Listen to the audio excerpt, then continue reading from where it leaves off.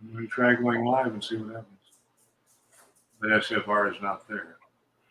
Right. So you're not going to be in the studio. And I don't hear anything. Exactly. It's live. Let me see what's on there. I'm going to look at SFR.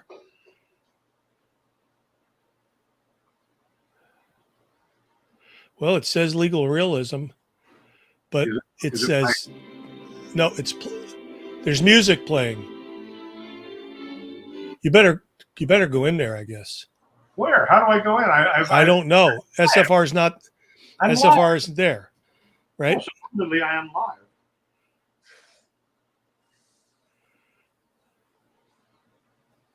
Supposedly I am live. And you see me?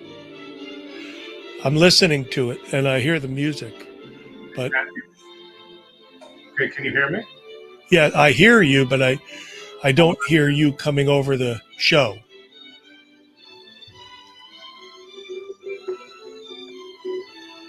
I mean, I obviously know how to add you and Sam. Yes. And so, I mean, if SFR were here, I would add SFR. Right. Might as well go live. I am live. Oh, you click go live on there? I mean, it gives me the option now, end broadcast.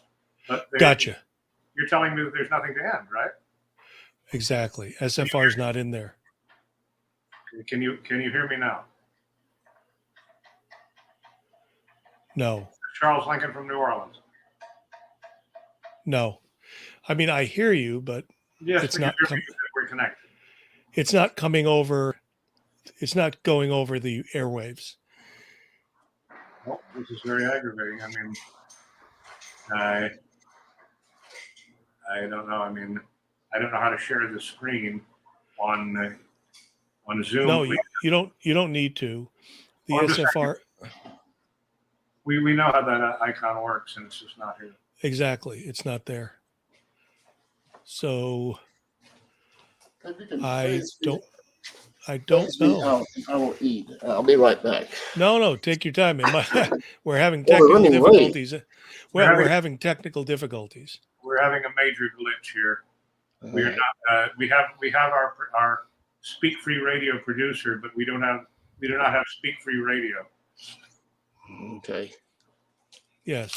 So enjoy that bacon sandwich, Sam. It's so good. Good. It's crunching really nicely. Yes. Take as much time. Tomatoes are right out of my yard. Nice. Awesome. So they're real tomatoes. They're not the cellulose tomatoes in the store. Very nice. I wish we could grow them here. It's just not meant to really grow much down here in the Panhandle. I would think that most of the same things would grow in Atlanta and the Panhandle. They don't. No, Atlanta has soil. We have sand. Yeah, it's all sand. Gotcha. You can grow tulips. I don't know, but we grow armadillos. I have rich soil because I created the rich soil. Yes, but you probably do have. And Paul isn't answering? No, I would have told you. It's late there. Right now it's 1:05 a.m. Okay, I thought it was midnight. So obviously something happened. And we don't know what.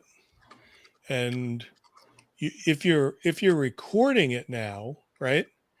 If it's recording, you can take this recording and are we on YouTube? That's an interesting point. Are we on YouTube? I don't know. Let's find out. Look at us on YouTube. See if we're blabbering incoherently on YouTube about how radio isn't working. Exactly. Because it says that we are actually. Well, check it out. Can you check it out, or you want me to check it out? No, you figure it out. You would get there quicker. No. Most obnoxious. Yes, we appear to be on live. Yeah. Good. Okay.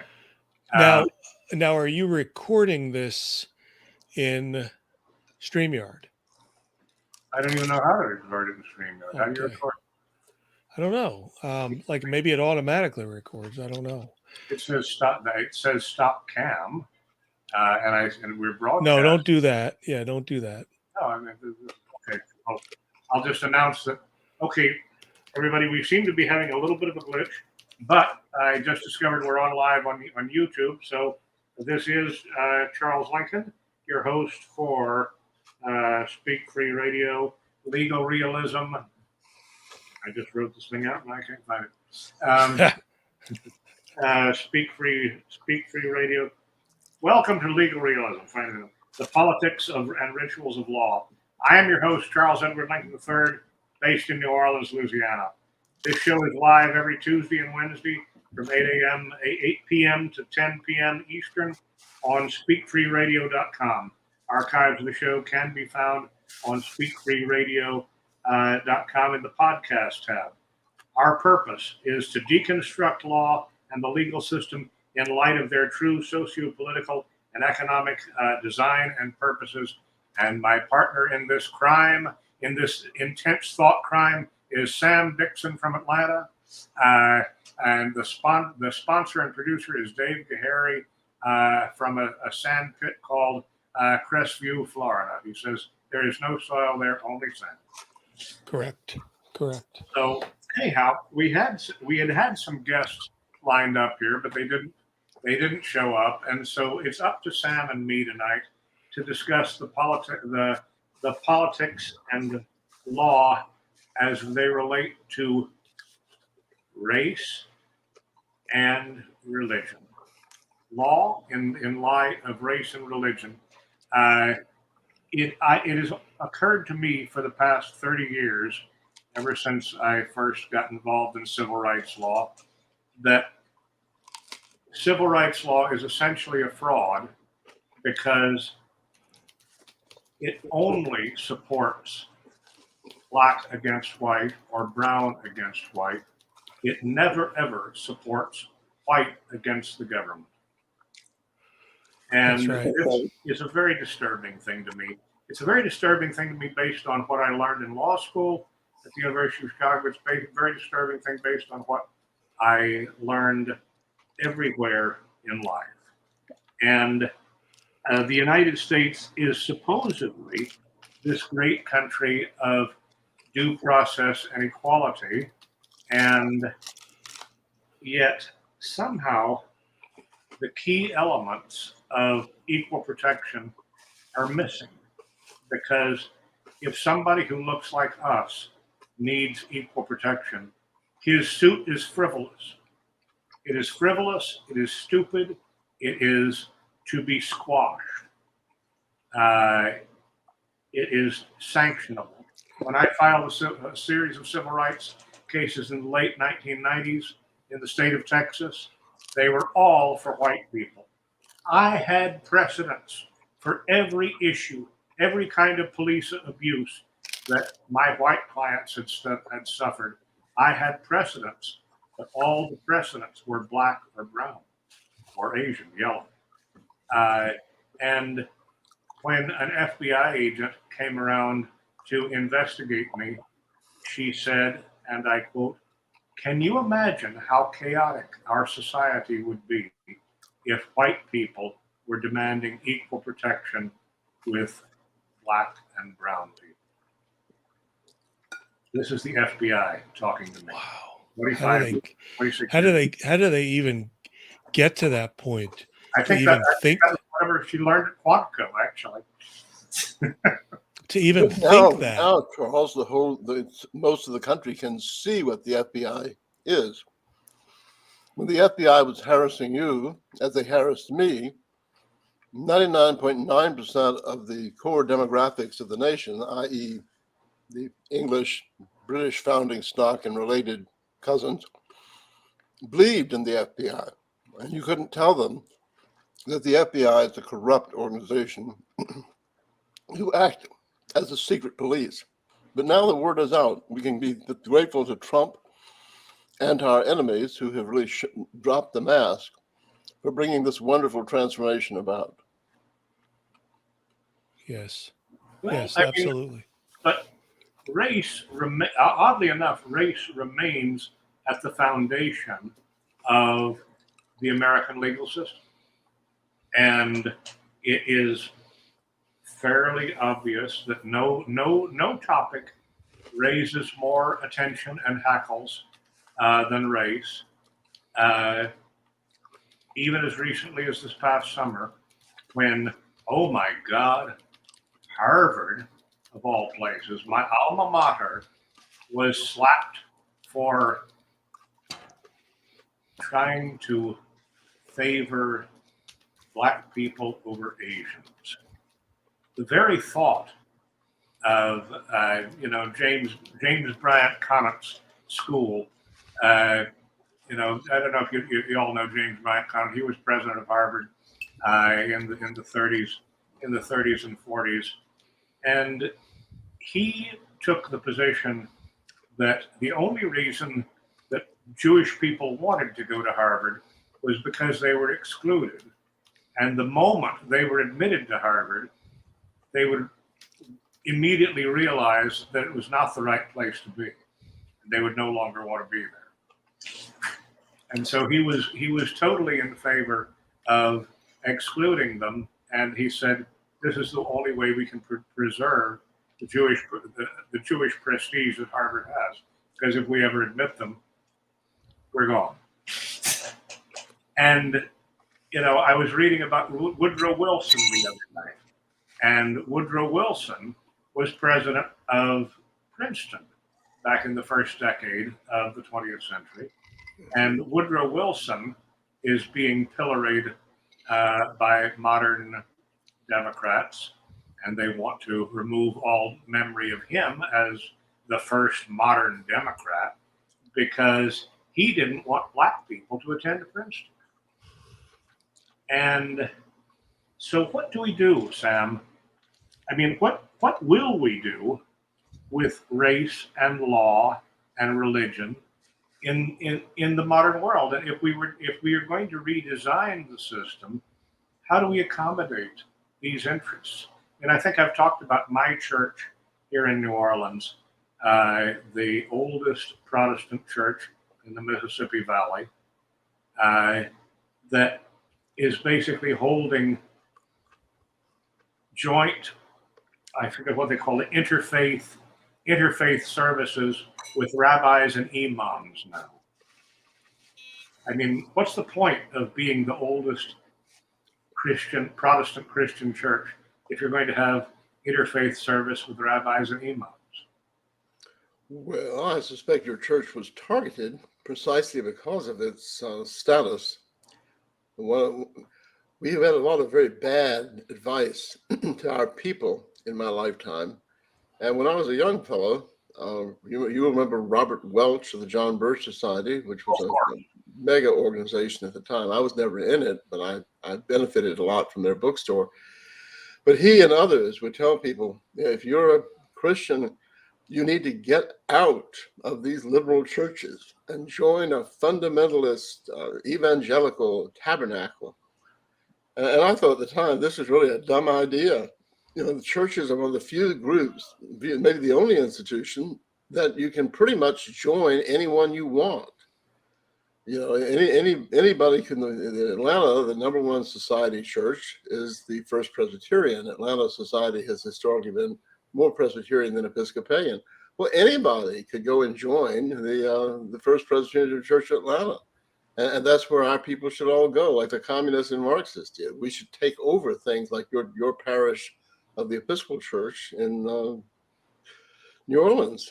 So I'm sure y'all were targeted because you did have prestige and power and influence in the community, and you should stay in it and bring more people. And Well,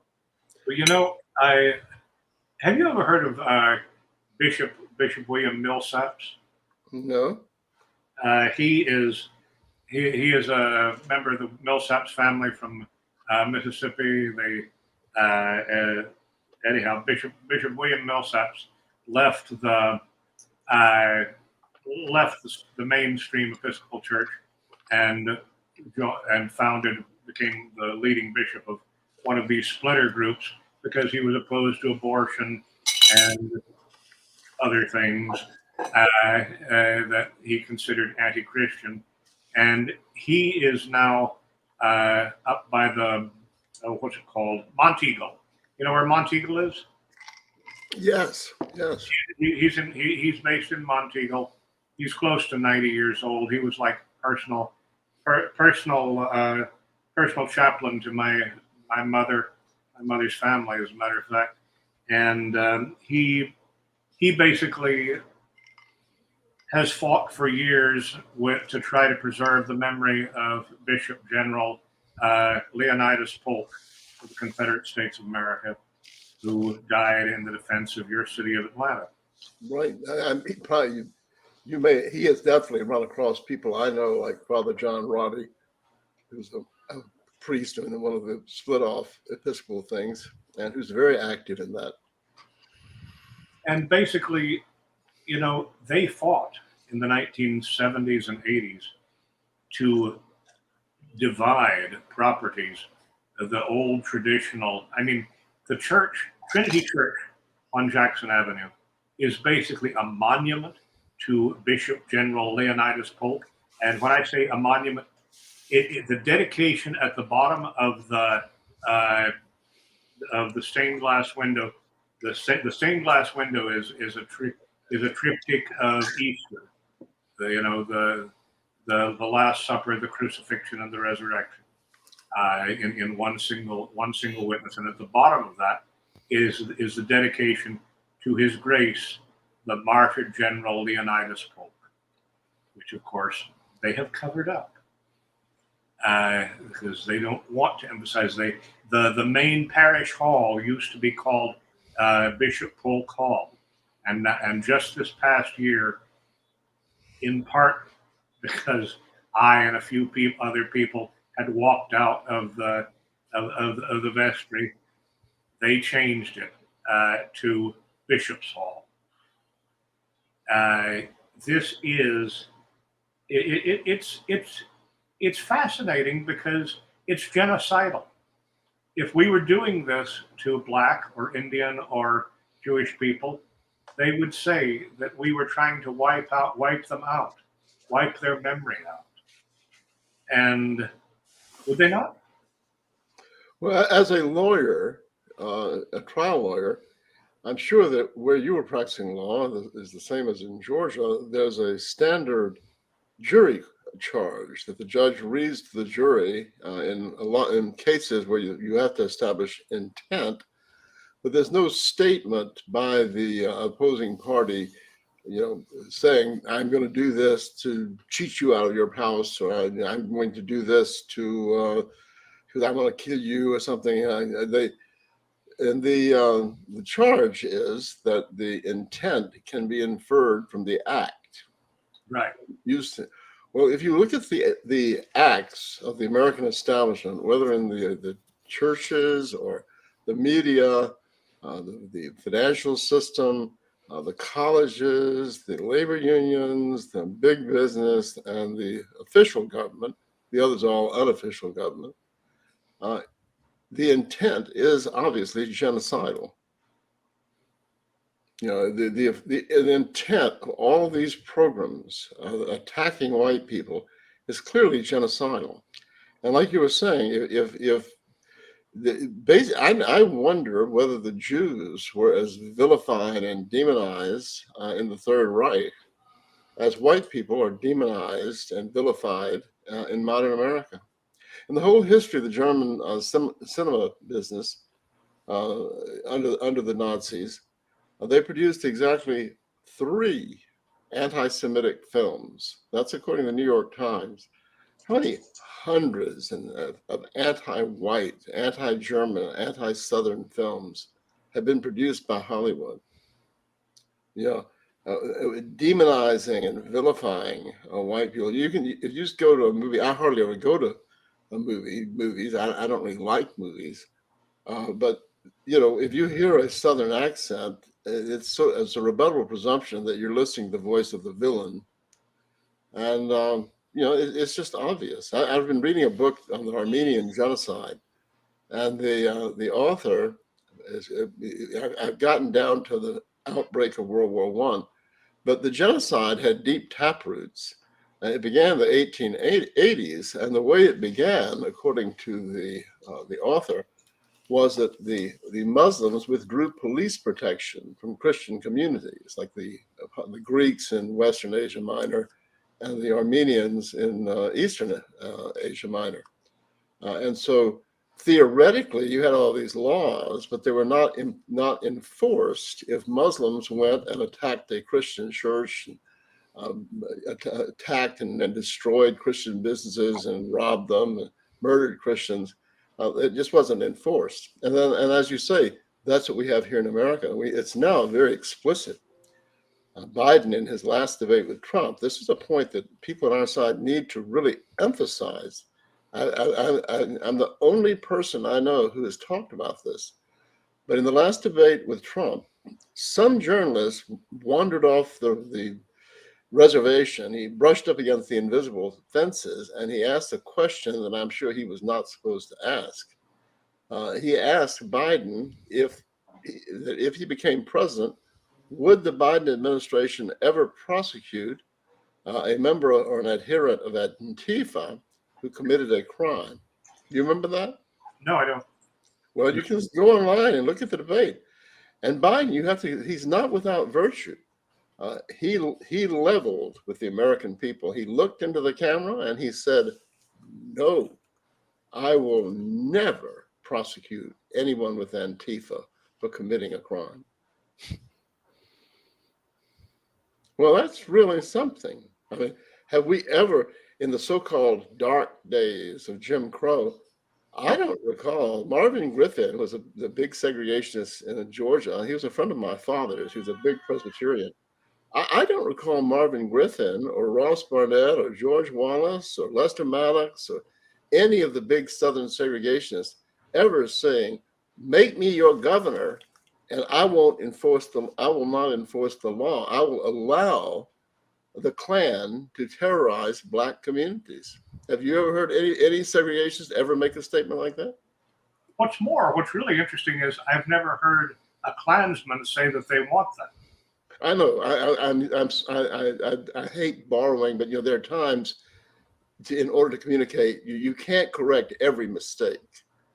But but this is really remarkable. It's something that needs to be commented on. To have someone running for president basically saying, I'm going to suspend the laws and allow my thugs to terrorize people and commit crimes against them. I've been the victim of crimes here in Atlanta, and the government has done nothing. I can't even get the Atlanta Police Department to give me a police report when the Antifa attack a building I own and tear down the front wall. They won't even write up a police report. And in the indictments, which we might get to talking about later, a lot of our listeners will know that there have been indictments in Atlanta against the Antifa adherents who have been attacking a police training academy that's being built. All of the indictments there have been at the state level.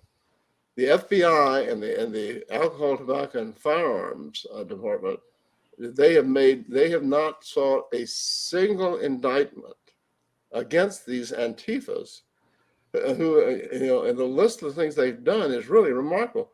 They have blown up and destroyed 3 separate police cars in 3 separate locations on different dates with handheld bombs. They have blown up the police cars and destroyed them.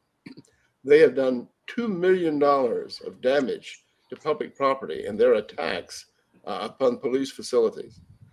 They have shot a policeman. On one occasion, they threw 8 bombs at the police. Now, the ATF is supposed to investigate all bomb incidents.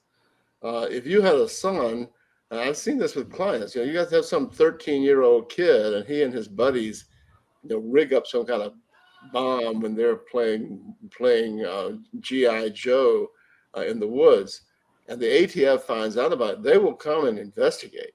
But the ATF won't touch the Antifa, and the FBI won't touch the Antifa. I mean, if they will not act when the object of Antifa terrorism is not, quote, white racists, end quote, like you, me, and Dave, what will it take? I mean, if the FBI turns a benign eye away from people who shoot cops, blow up police cars, throw bombs at the police, and attack police facilities and do $2 billion worth of damage, what in the hell does it take? But Biden's keeping his word. Biden is not going to prosecute these Antifas in Atlanta because they are important to him. They're important to his party. They're important to his base. They're important to his controllers and handlers. They're important to the establishment because just like in with the Armenians under the Muslims, police protection is being withdrawn from white America. That is, I think, so amazing. It is amazing.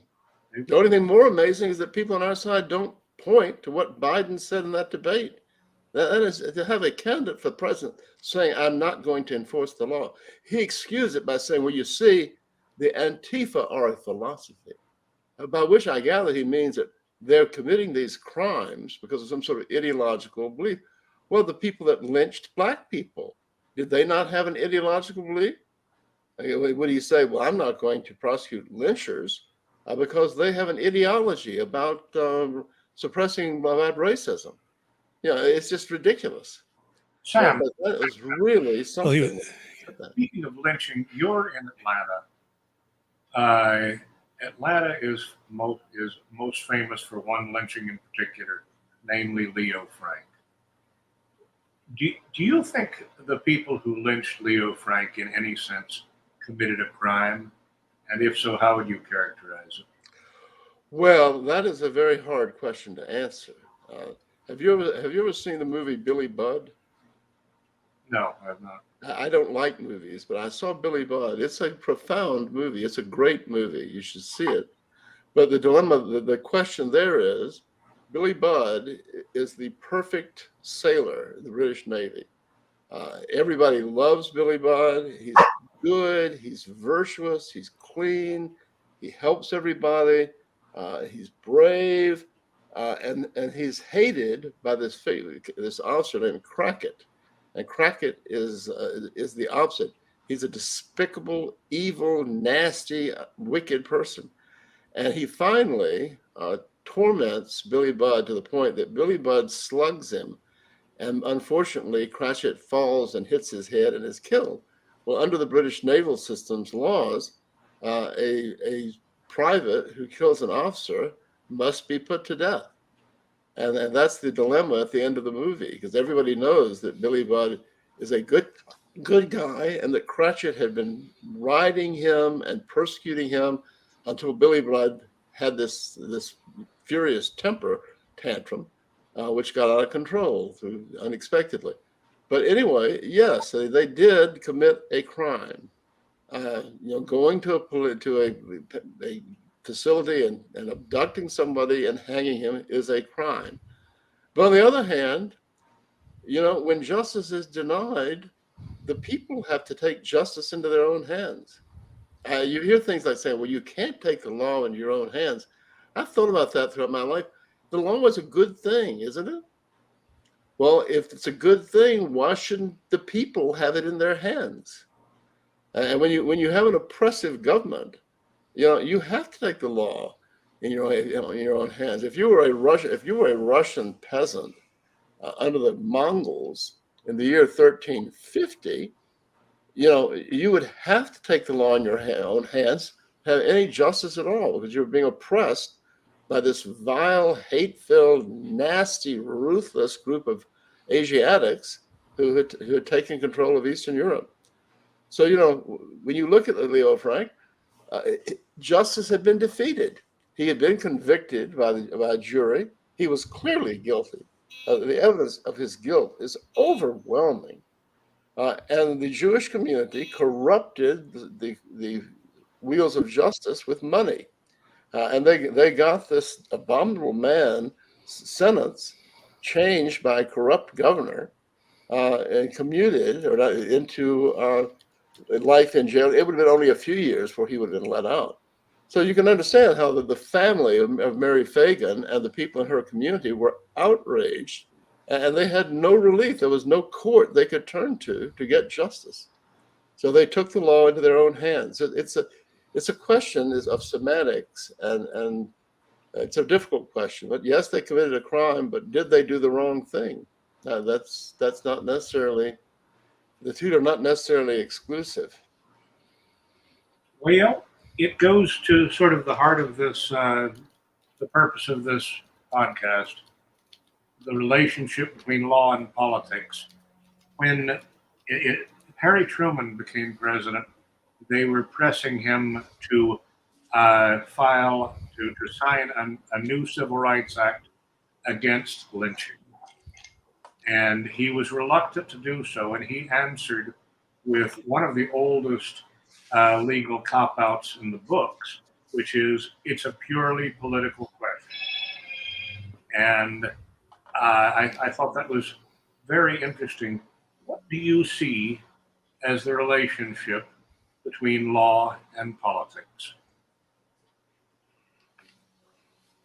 Yeah. Well, it's remarkable. Rabbi LeBeau, who is the leader of the Jewish community, the one that is out in front with all the efforts to depict Leo Frank as some kind of angel that was done in by the forces of demons of darkness. He had a letter to an op-ed thing in the Marietta Daily Journal back in August, in which he just asserted that all the evidence shows that Leo Frank was innocent. This is just the most outrageous, bald-faced lie imaginable. Now, there's huge evidence of Frank's guilt. Tremendous evidence. So is the choice of, let's phrase it in a very legalistic manner. Is the choice of penalty for a crime a political question? Oh, I don't know. I think that if we're ever going to have a better legal system than we've got to start asking questions like that. And that's the kind of thing that I really want us to attempt to do here, is to get to the heart of what is wrong with the legal system, because law is based on language. Law is based on argument, and there's no such thing as argument without language. And all statements are subject to some kind of disagreement. Would you agree with that? Oh yeah. Well, you see, with the indictment of Trump here in Georgia, they have twisted. I understand. I've never heard the tape, but the statement he made, "Find me 12,000 votes." I understand that really, when you put it in the context of the full statement, it's quite clear that Trump means, check out this stuff. I think I've been cheated, and I think that the votes haven't been counted right. But but even the statement standing alone, it's capable of a perfectly innocent interpretation. Find me the votes. If they're there, find them. You're not supposed to indict people and prosecute them on things that are a flip of a coin. A statement that has two interpretations. A lot of English words are very strange in that they have double meanings. You take the term "take care of." You can have a young fiance telling his bride to be, "I'm going to take care of you," meaning I'm going to be a good husband. Or you can have somebody say, "I'll take care of you," meaning I'm going to kill you. But anyhow, you can't take a statement like that, like Trump's. If you can't legitimately take it and turn it into an indictment, because as you know, in a criminal case, they're supposed to be able to prove your guilt beyond a reasonable doubt. And that statement it doesn't show beyond reasonable doubt any criminal intent. Dave is going to have to leave us. So Dave, you had a question and I interrupted you a few minutes ago. I want to make sure you ask that before you leave. No, I was agreeing with Sam. I just think that they are shamelessly appealing to their base, or Biden is being told to shamelessly appeal to his base. And yes, he can come right out and say, whatever he wants. And he knows the regime media will never ask him any tough questions. And they will never say anything that would put him on the spot. So he can say, no, I will never prosecute somebody from Antifa, because he knows for sure, he was told, he doesn't know because he doesn't really know much, but he was told that the media will not call you on the carpet about this. The media is not the media anymore. The media is part of our operation. Just like Eisenhower coined the term military industrial complex in his speech to Americans on January 17th, 1961, 4 days before Kennedy was inaugurated. The term now that applies to what we're going through is the censorship industrial complex. And they've put a muzzle, they've unabashedly put a muzzle across all of our faces. And that's why I've said recently, if you know this, and not you guys, but if folks know this and they're not completely infuriated, then we deserve what we get. Well, that's a profound point, Dave. I've often commented that the oddest feature of modern American life and society is the passivity of people. The things that have happened are things that in normal people would have provoked a violent revolution and a civil war. And yet nobody reacts. The startling thing is not that you have mobs in Atlanta, where I live. Night after night after night, we had mobs of Black Lives Matter adherents coming up from the black areas of South Atlanta to the predominantly white areas of North Atlanta, and committing mob attacks in which tens of thousands of dollars of property, tens of millions rather, were destroyed by arson, and buildings were systematically looted. And both our wretched Republican governor, Kemp, and the mayor, Keisha Bottoms, instructed the law enforcement not to make any arrests and not to interfere. Now, that's a story that ought to shock people to their core, that you can have a so-called conservative Republican governor acquiescing to mob racial violence if it's committed by Black people against white people. And a Black Democrat doing the same thing. That's really a story, but there's no reaction. And the people here in Atlanta will go to the polls, and the people in my neighborhood, which is almost entirely white and is quite rich, houses here cost $800,000 a piece, but they voted 62% for Biden. And it's like going into a grocery store. As an example, I've overused too much, but if you go into a grocery store and you see a teenager being knifed over by the grapefruit, and then you look back at the cheese department, and a woman's being raped, and you look over somewhere else, and people are being robbed at gunpoint and so on, but people are pushing their grocery carts up and down the aisles and picking up their Raisin Bran and their Hormel's chili and putting it in their carts and pushing the carts along, making no reaction to all the violence and crime around them. The extraordinary thing about that would not be the crime. It would be the peculiar reaction of the shoppers in the store. And that's what we have here in America. It's just unbelievable. The working classes in America have really been oppressed. They've been stripped of their health insurance. They were stripped of their vacations. They've been stripped of their pensions. They've been put in competition with coolies brought in by big business to break them and to reduce the cost of labor. in a normal society, there would have been a workers' revolution, and the guillotines would have been erected in the Place de la Révolution, and the elitists that have perpetrated this would be loaded on the tumbrils to be taken to the guillotine.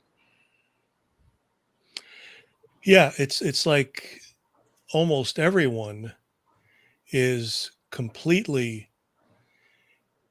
demoralized and unable to respond to such things as the blatant way that justice is meted out by the powers who should not be.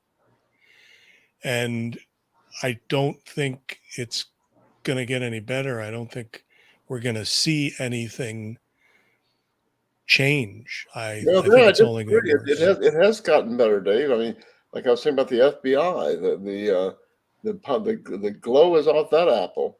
It's not like it was in the days of Ephraim Zimbalist Jr. starring in the Right. FBI, or Robert Stack as Elliot Ness in The Untouchables.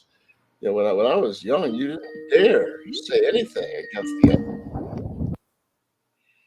So, and the fact that Trump got so many votes, that was another very encouraging thing. And the fact that so many people are talking about state secession, which I think is a harebrained idea, but at least it's thinking outside the box and it's radical.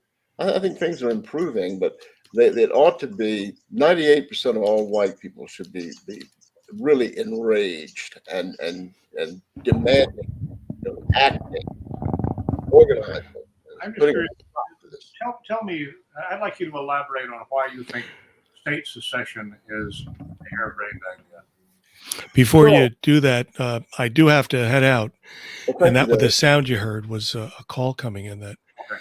I've been All waiting for. right. And I'm sorry about that. I would love to hang out with you guys and Maybe we'll chat. do it But again. do it again. We'll do it yes, again. yes, All right. excellent. Thank you, Dave. And yes, thank you guys. You can find out what happened with Speak Free Radio. I wish I could. We do appear to be on YouTube. on YouTube, but Right. Can people actually see us? Yes. Oh my God, that's awful. They see me eating. That's terrible. Yes, they could. You look great, Sam. You look great. So you always look great.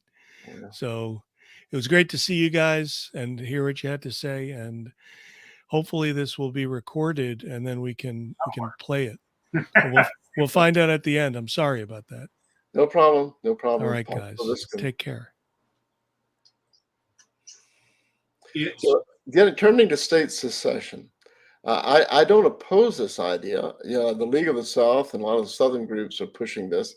I support it in the sense that it represents radical thinking of people that are no longer thinking in two-party politics or Mr. Smith goes to Washington. And I hope that if it came about, it would be like the English Civil War that you and I have discussed. Both of us are oddballs in that we are very interested in that era of English history from slightly different points of view.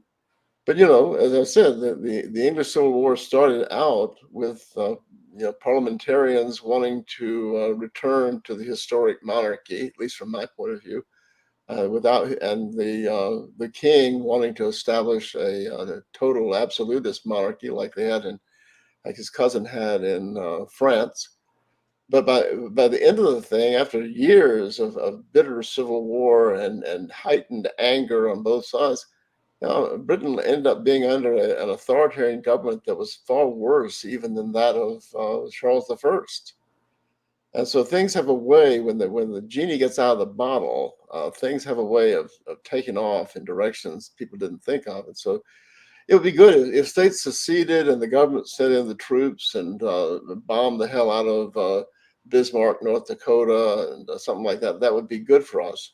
And I think it would end up very differently. But we need racial separation. We need the division of America is not between regions, and it's not between Georgia and Florida, that kind of thing. The thing we have is incompatible ethnic groups that are contending for control of the same piece of territory.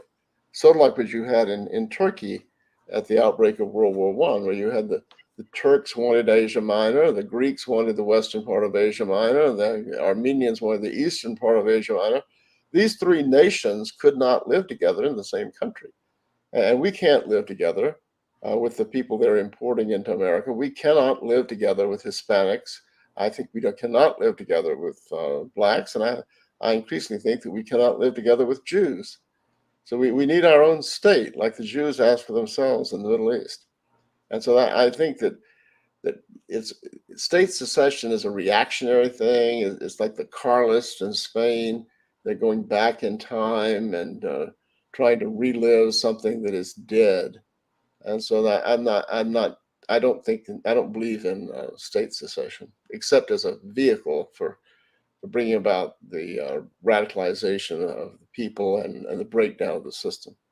How would it work, though? I mean, how? I mean, I've heard this concept many times, the concept of a new ethno state, but uh, I mean, Israel was created basically by an invasion, uh, and the British kind of tacitly supported that.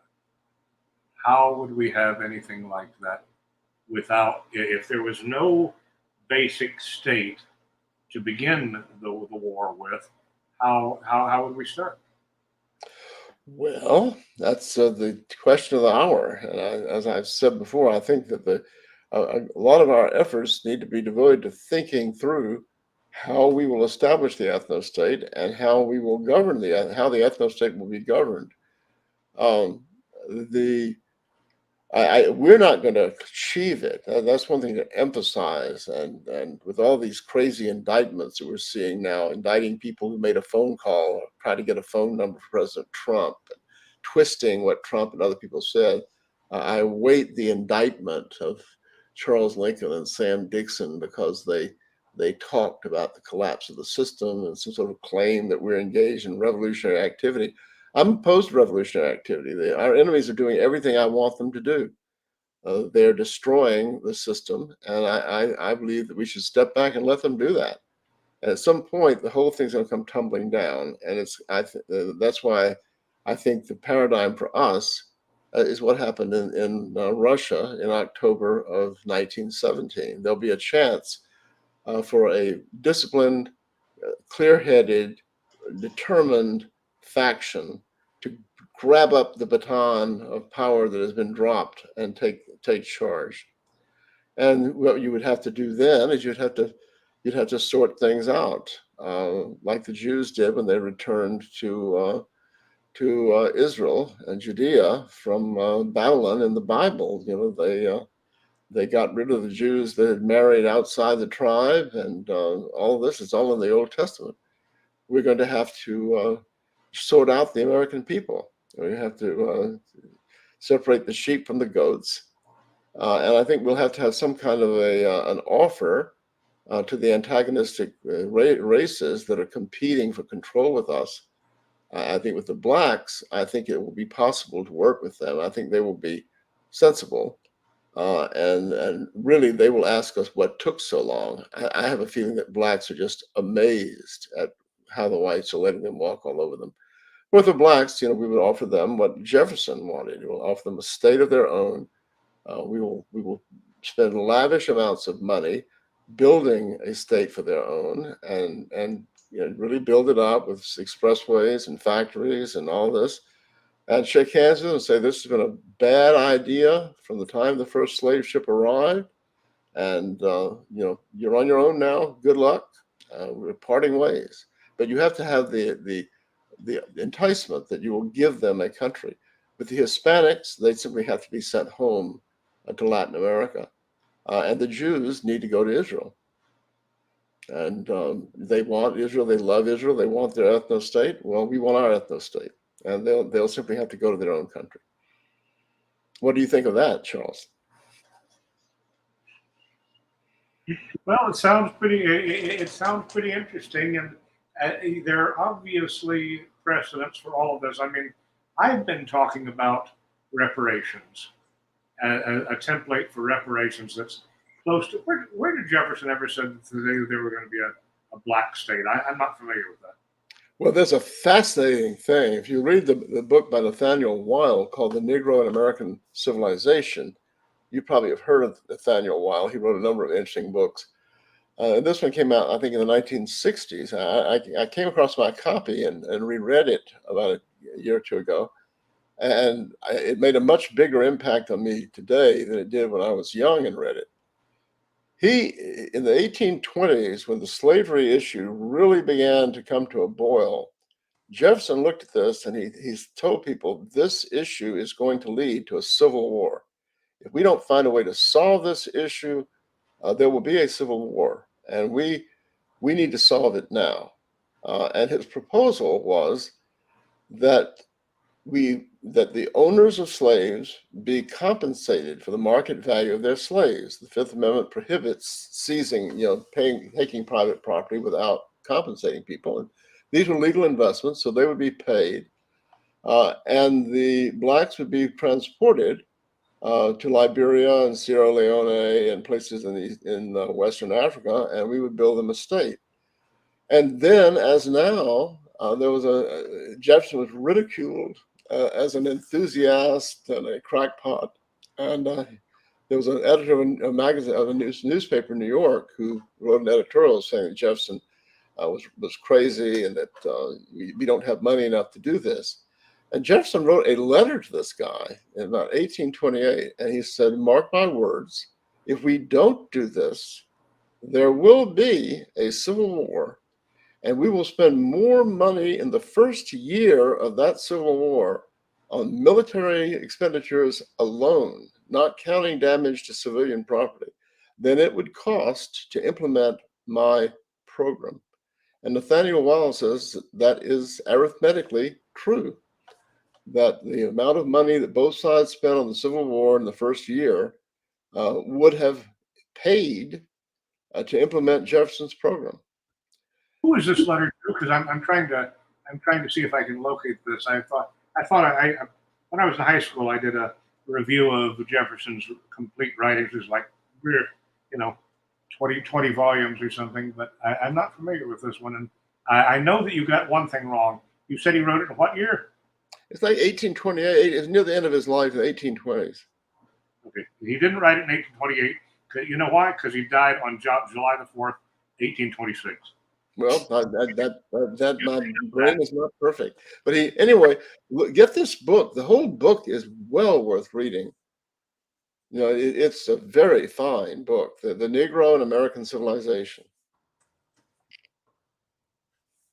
And when we look at the amount of money that has been wasted in our lifetimes on the military-industrial complex that Dave was talking about, I've never been in favor of the military-industrial complex. When I was in college, the left-wingers were the ones talking about it, but I agreed with them. I was against the Vietnam War, and I was against the military. And I'm still there. Now the leftists are all worshiping at the altar of the Pentagon, the CIA, the FBI. There's not a war available to the USA that the left, the liberal Democrats and the NP, National Public Radio, and CNN, they love these wars. They love the war with Iraq and Afghanistan. They criticized and undercut Trump when he tried to get our troops out of there.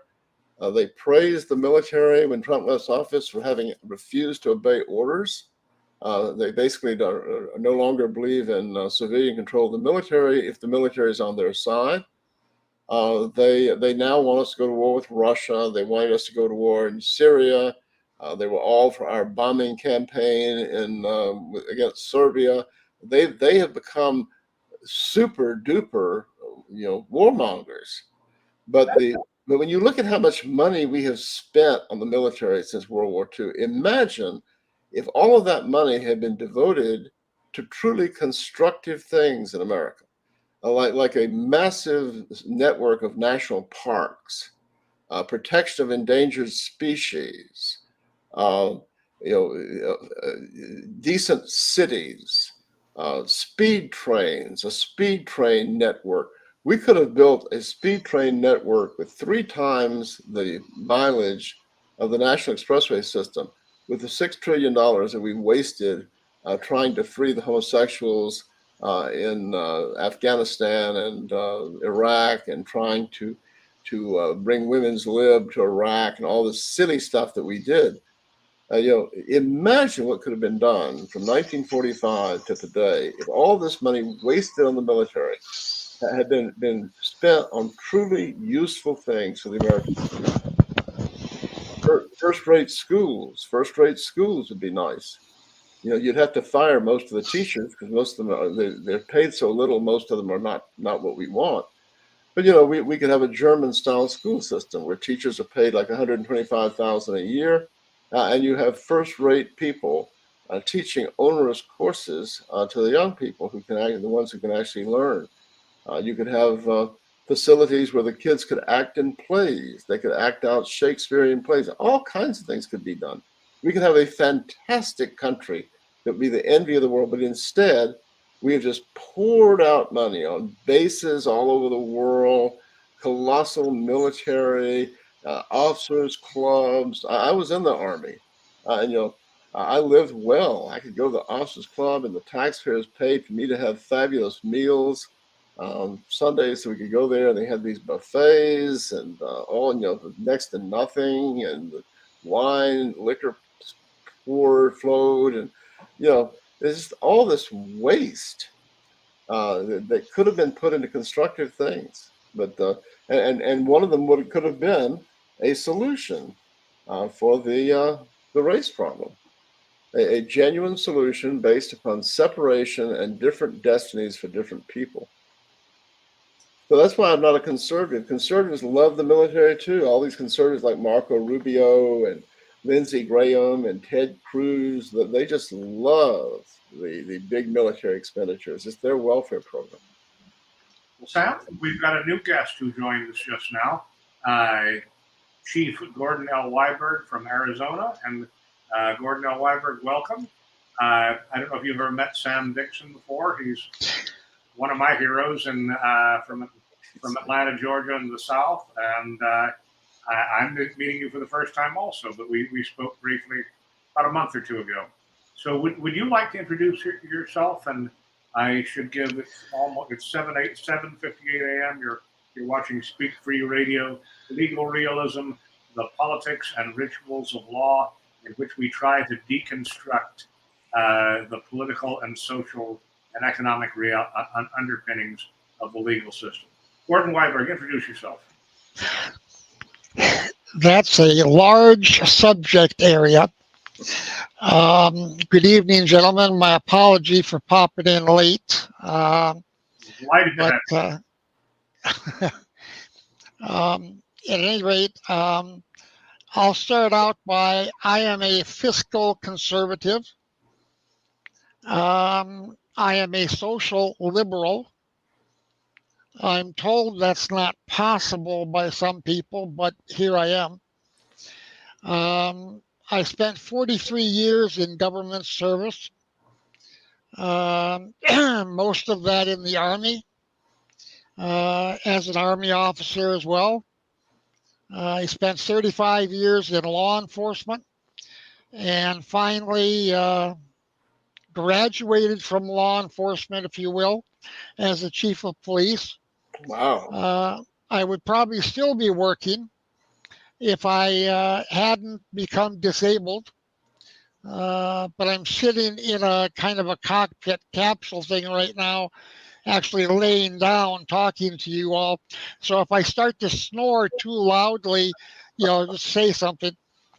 I'm happy to be here.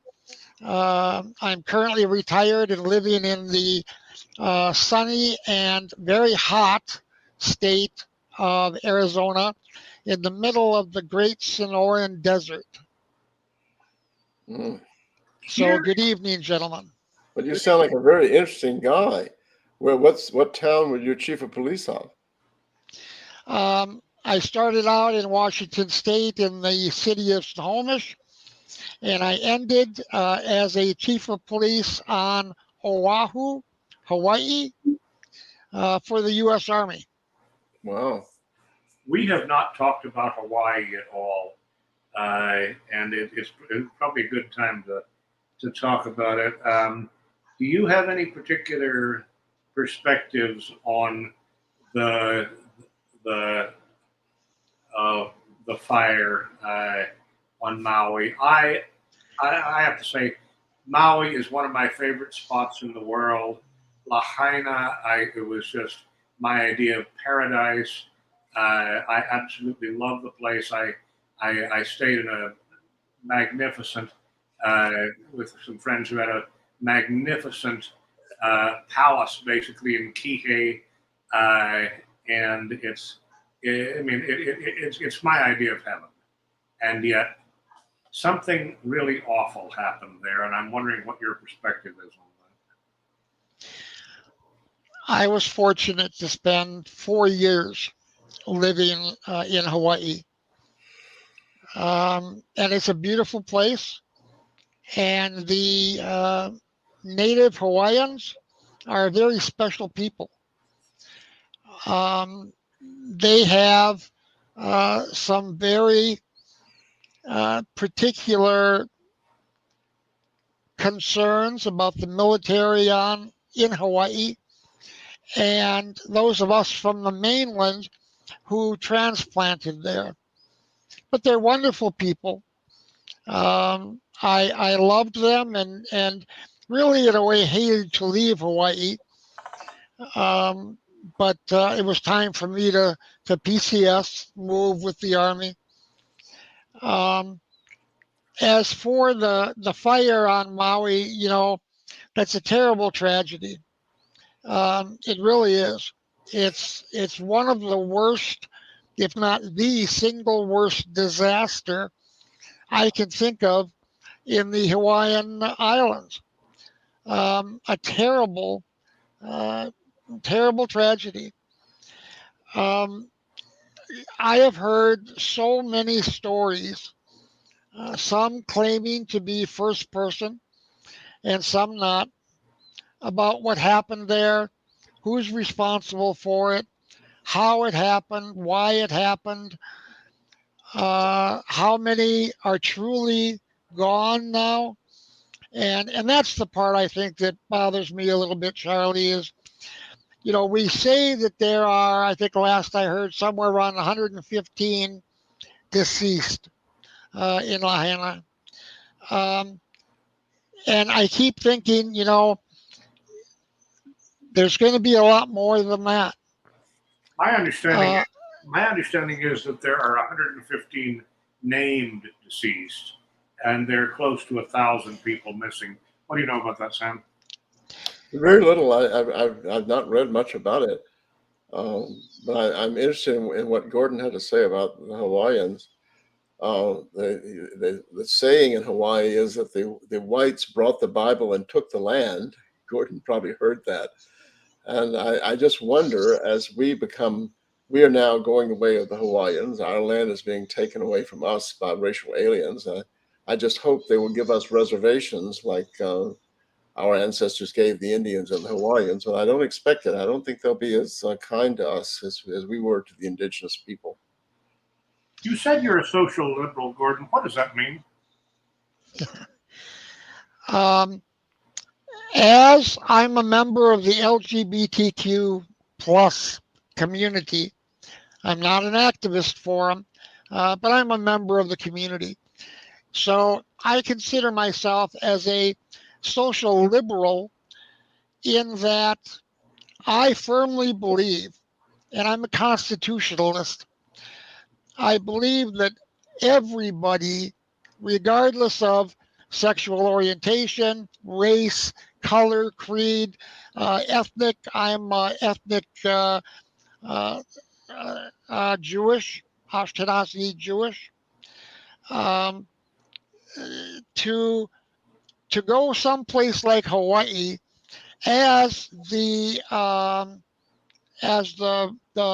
white conqueror from the mainland, which is one of the things they call us, of course.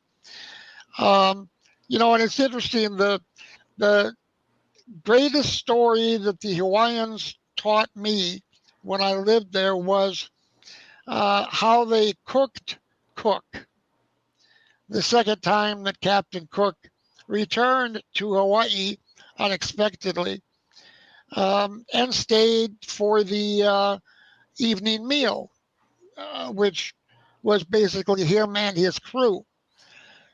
Um, the Hawaiians are a very proud people. The Hawaiians are a very, um, as an indigenous people, they have a great deal of integrity and pride in their land, in their heritage, and in their ethnicity and their national standing. They're not excited, the natives there aren't excited to be Americans per se. They are excited to call themselves Hawaiian Americans, but they're very proud of being Hawaiians. As for, we get back to Maui and what happened there, I've had a number of texts and calls from old buddies there, several who are still police officers there. I was the chief out of Schofield Barracks on Oahu, responsible for about 100,000 of our soldiers and dependents, and 26 military installations that we had on Oahu and over on the Big Island. I've heard several damning stories about what may have happened there and how it happened and why it happened. The thing that I have been telling people, and it's the same thing I tell them in any officer involved shooting, in any police brutality case, is we can't make conclusions based on snippets on Facebook or the news. We have to wait for a thorough, hopefully independent investigation that will tell us what really happened. But there's a caveat to that. The caveat is that there's a suspicion that's growing, and I think it's become public out of Hawaii, is that the government is responsible for not only what followed the initial ignition of the fires and destroyed so much of historic Maui, but that the government, according to their suspicion, may also be responsible for the start of the fires, for the tragedy itself. If that's true, and I don't know that it is, if that's true, that is a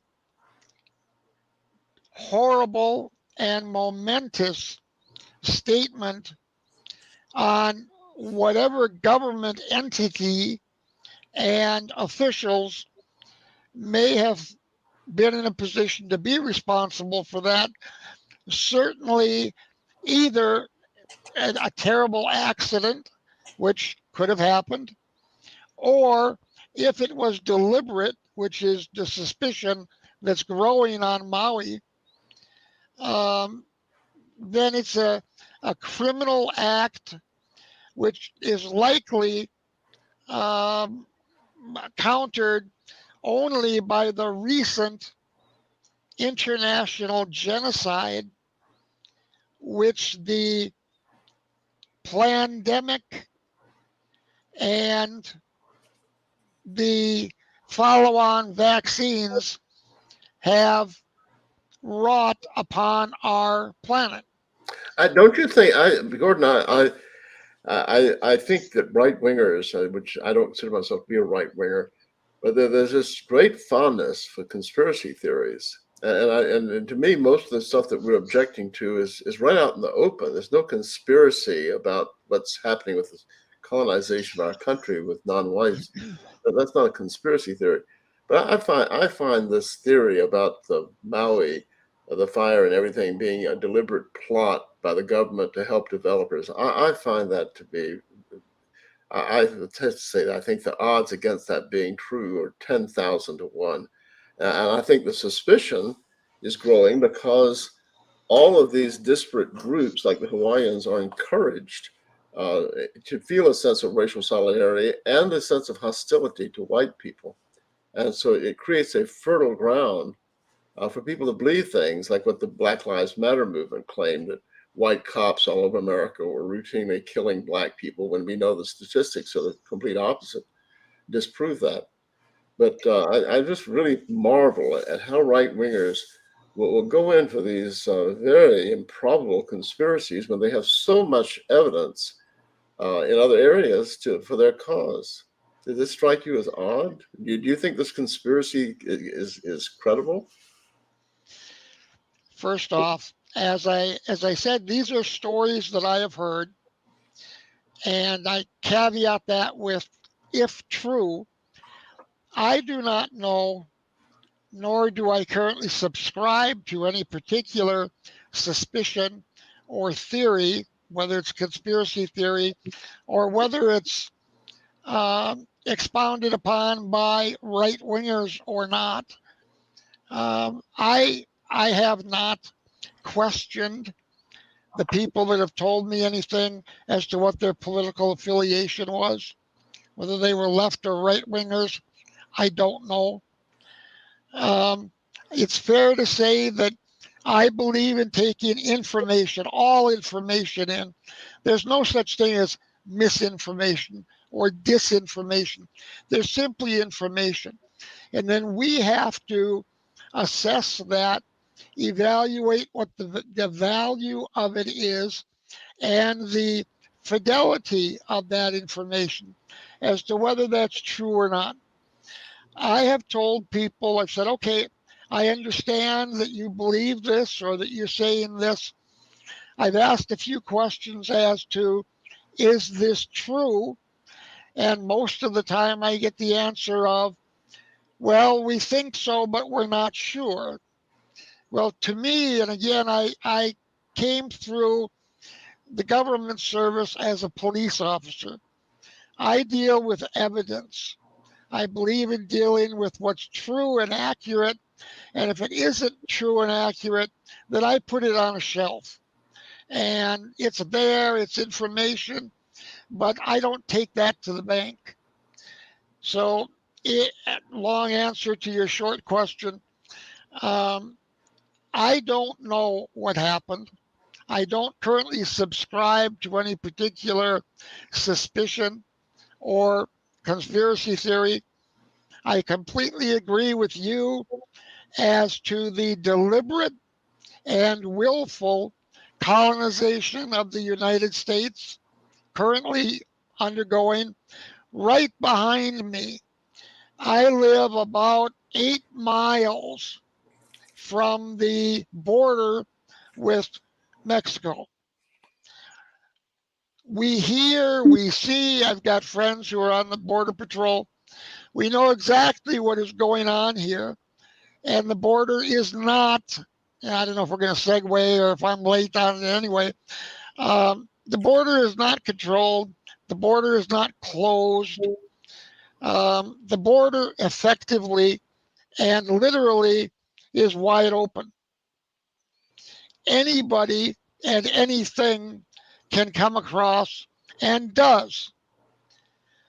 We've had a number of terrorists, people on the terrorist watch list, who have been caught coming across the border. Imagine how many have not been caught.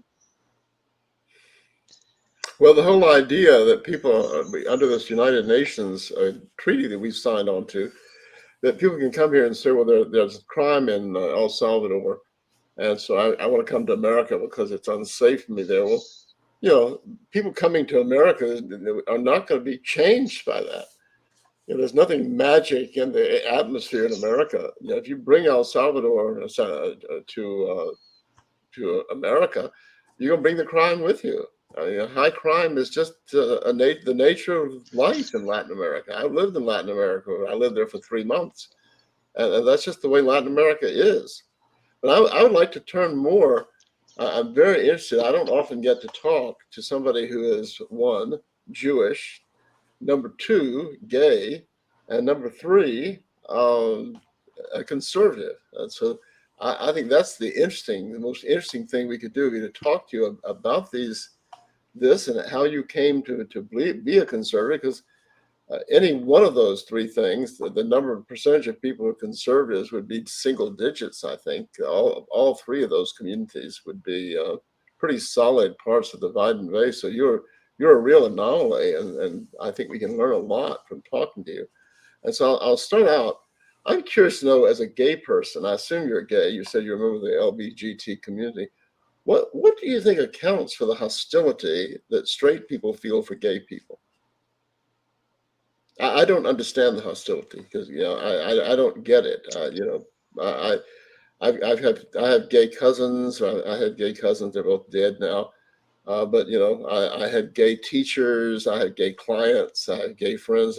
They're no threat to me. And I don't understand why people are so. I know the Bible, has stuff in it that would lead very religious people to be concerned about it, and that's fine. But I'm puzzled at the degree of hostility toward gay people. What as a gay person, what do you think is the source of this hostility? Well, that's difficult to answer. Oh, I've been trying to answer. I've been trying to answer it for about 60 I years. So sure. I thought maybe you could help me. I grew up. We all grew up. We're about the same age, I suspect. I grew up in the 70s, the 60s, 70s, and 80s. Back then, if you came out as homosexual, then we didn't even have the word gay. If you came out as a homo, you would be very lucky to stay in one piece, not be terribly beaten physically to a pulp, and possibly even killed. I think I we've have to say, grown. I just got to interrupt right now because I've got to say something. That my experience is perhaps weird, but it's so different. I grew up in between three cities, really. I grew up in between London, Dallas, and Los Angeles. And ironically, this is really weird, but I knew more gay people in my extremely conservative grandparents' circle in Dallas than anywhere else. And it was in a little enclave in Dallas called Highland Park. And these were all very rich people. And there was no exclusion or judgment against gay people at all. They didn't call themselves gays. Certainly, they would be whispered about behind their back and even at the same parties. But there was no hostility at all because they were all from the same families.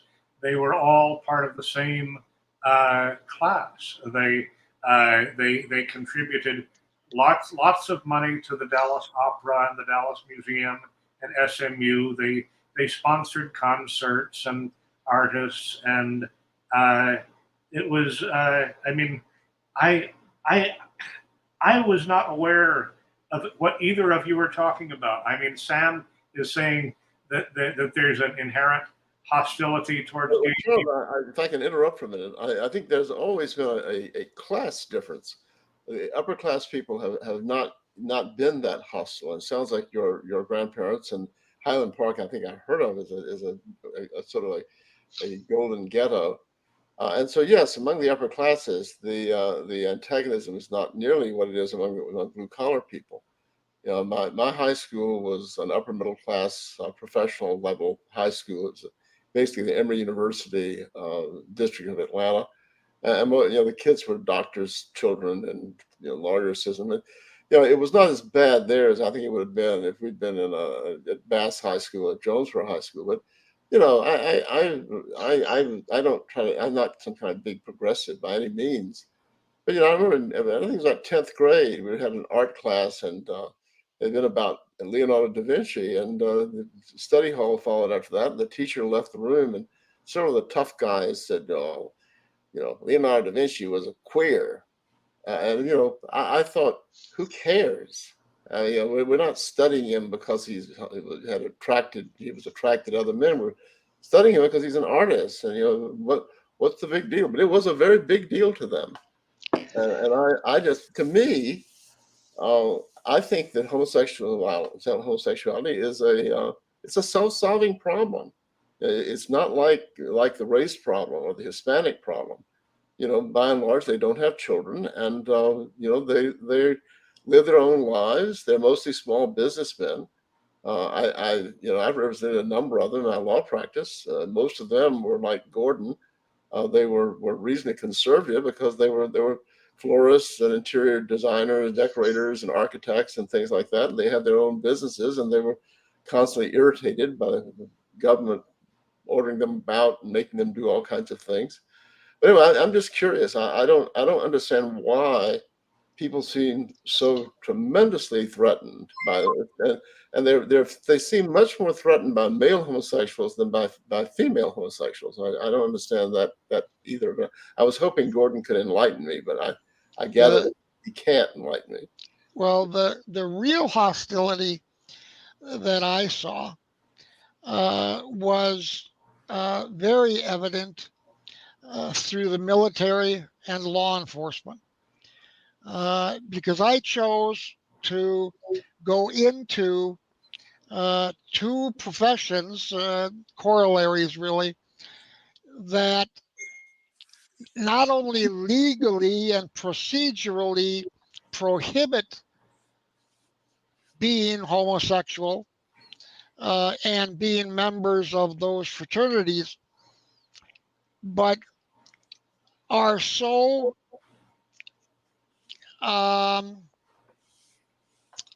paternal, if you will, are so masculine, or at least were. I had the privilege of working with the first female police officer in the state of Minnesota. That was a big deal. If you were a female police officer back then, most of the people in the profession assumed you were lesbian. Because, of course, how would a lady or a woman ever do that kind of work? Same thing in the military. The stereotypes were global and more than disturbing. I was in the military during the time of Clinton's Don't Ask, Don't Tell, which was probably the best example that I can give of a profession that was so uncomfortable with what it was becoming that it wouldn't even talk about it. Law enforcement was much the same way. Now, fast forward to today, and both of those fields have progressed and are far less hostile, but still, the military in particular, but law enforcement the same way. Well, I can understand the reluctance of heterosexual soldiers to be in the same barracks with homosexuals. I can be in the same foxhole, shower with them. That's a very, very intimate life. And but I just in general, I'm interested that so many people in our movement are so very stridently anti-gay. There was a guy in the National Justice Party, I think it was, that I heard saying that he wanted to kill every homosexual and watch them die. He said this on a podcast, and Yes. I just found that really very, very peculiar. It's not really a big issue, and it's a divisive issue. It applies, I think, to a very small percentage of people. I don't believe the gay liberals when they claim that think the Kinsey report said that 40% of all males have had some sort of homosexual love affair. I don't believe that. I think it's about 2%. And I think it's just not important.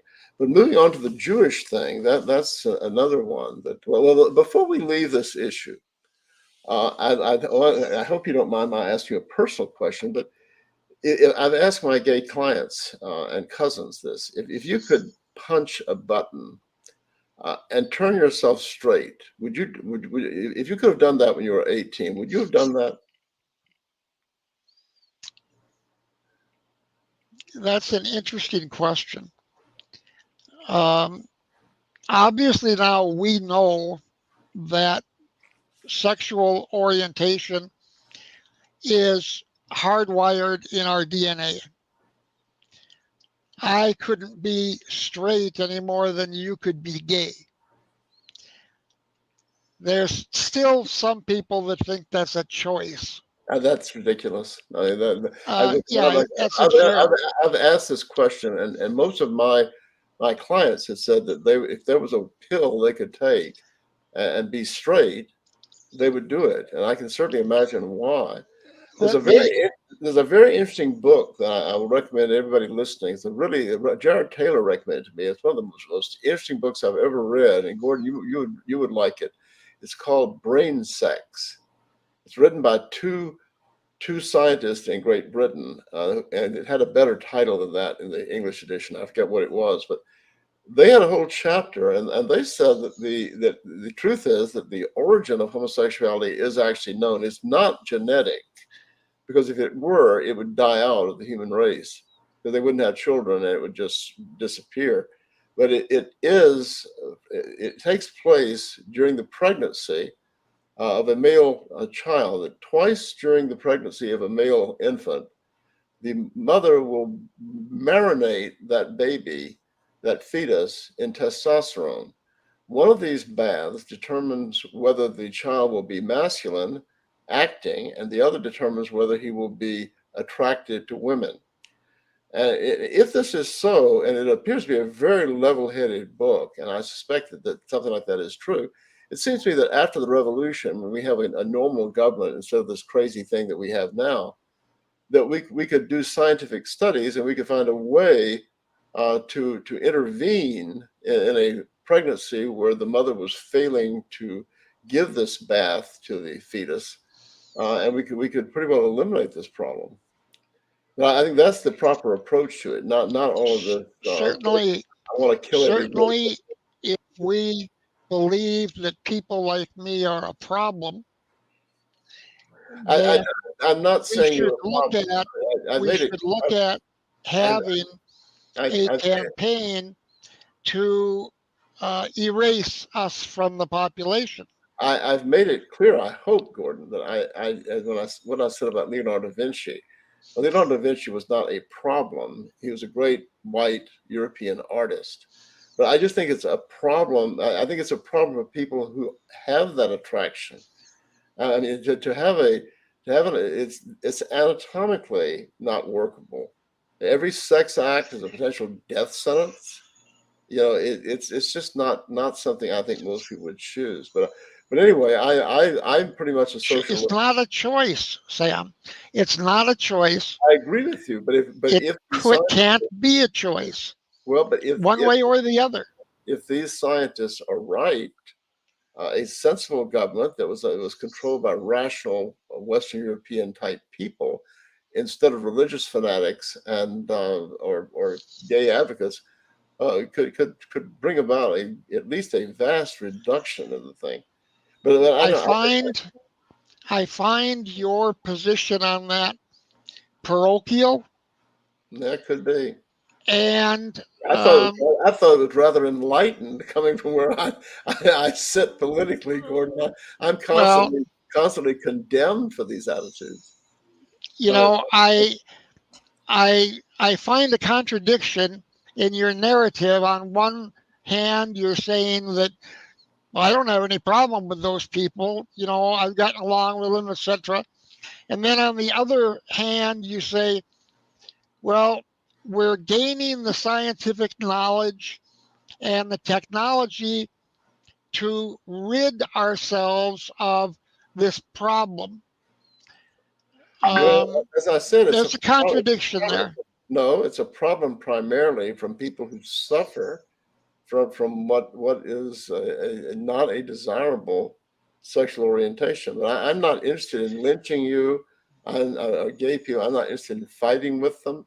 I just think it's a waste of time to get diverted in those issues. Our problems are racial, which brings and ethnic, which brings me to the second thing that I'm very interested in talking about. It's remarkable. I know very few. I know some very conservative Jews. I know Paul Gottfried is a very fine person. There's a rabbi with whom I often correspond, who is seems to be a very sincere quote right-wing extremist, end quote.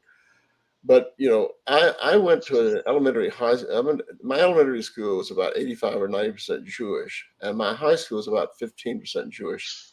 And I noticed at the time, especially in high school, when we got to the age when we had political views, that Jews were almost invariably on the left. And how do you think you came out on the other side of that equation? Let me clarify, first of all.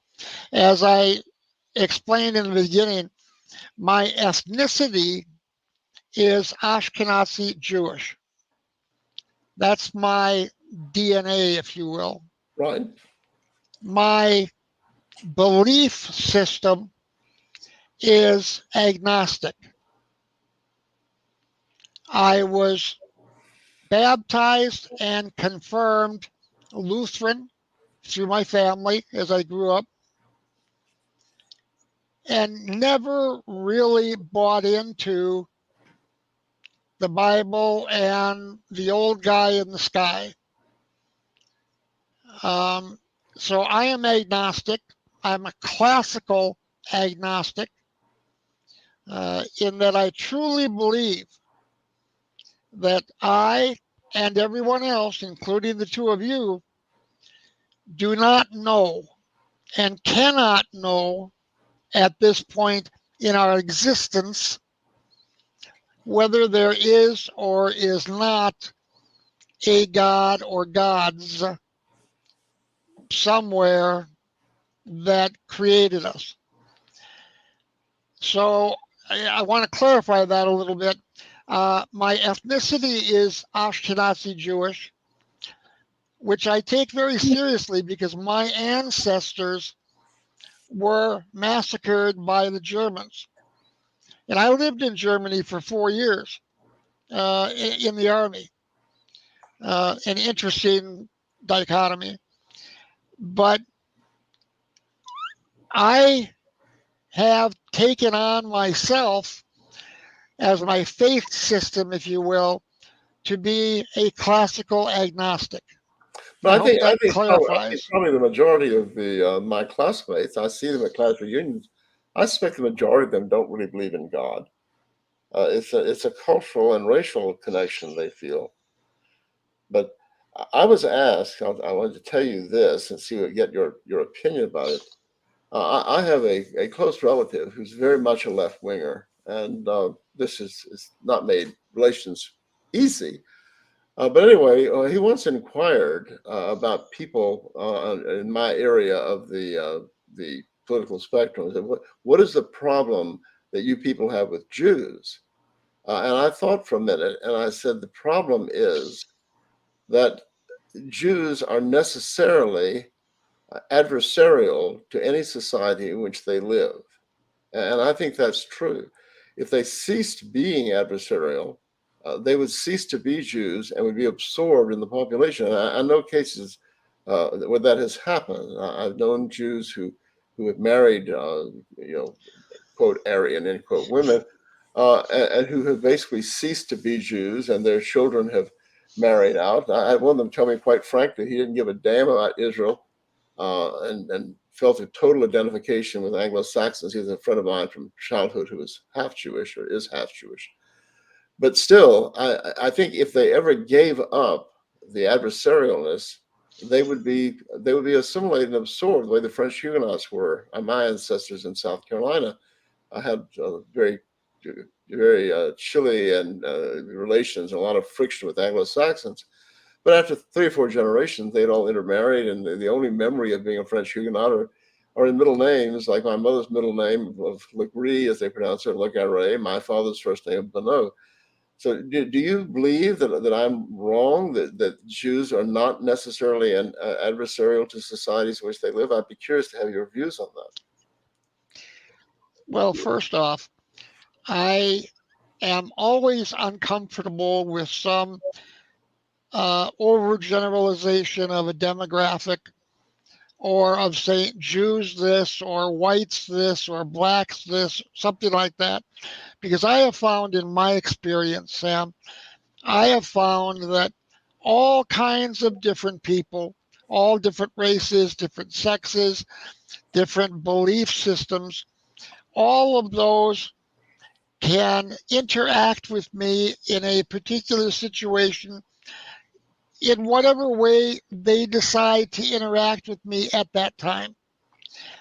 As far as adversarial relations is concerned, the problem there, I think, is not so much one demographic or one type of people, but our justice system, and in fact, arguably our entire government system, is founded on being adversarial. That's what we do. That's what the justice system assumes, and it's what I think is wrong with the justice system, is that adversarial relationship should be between the prosecution and the defense, with a fair and impartial arbiter, the judge, in between. But that's not what we have now. No, it's not what we've ever had.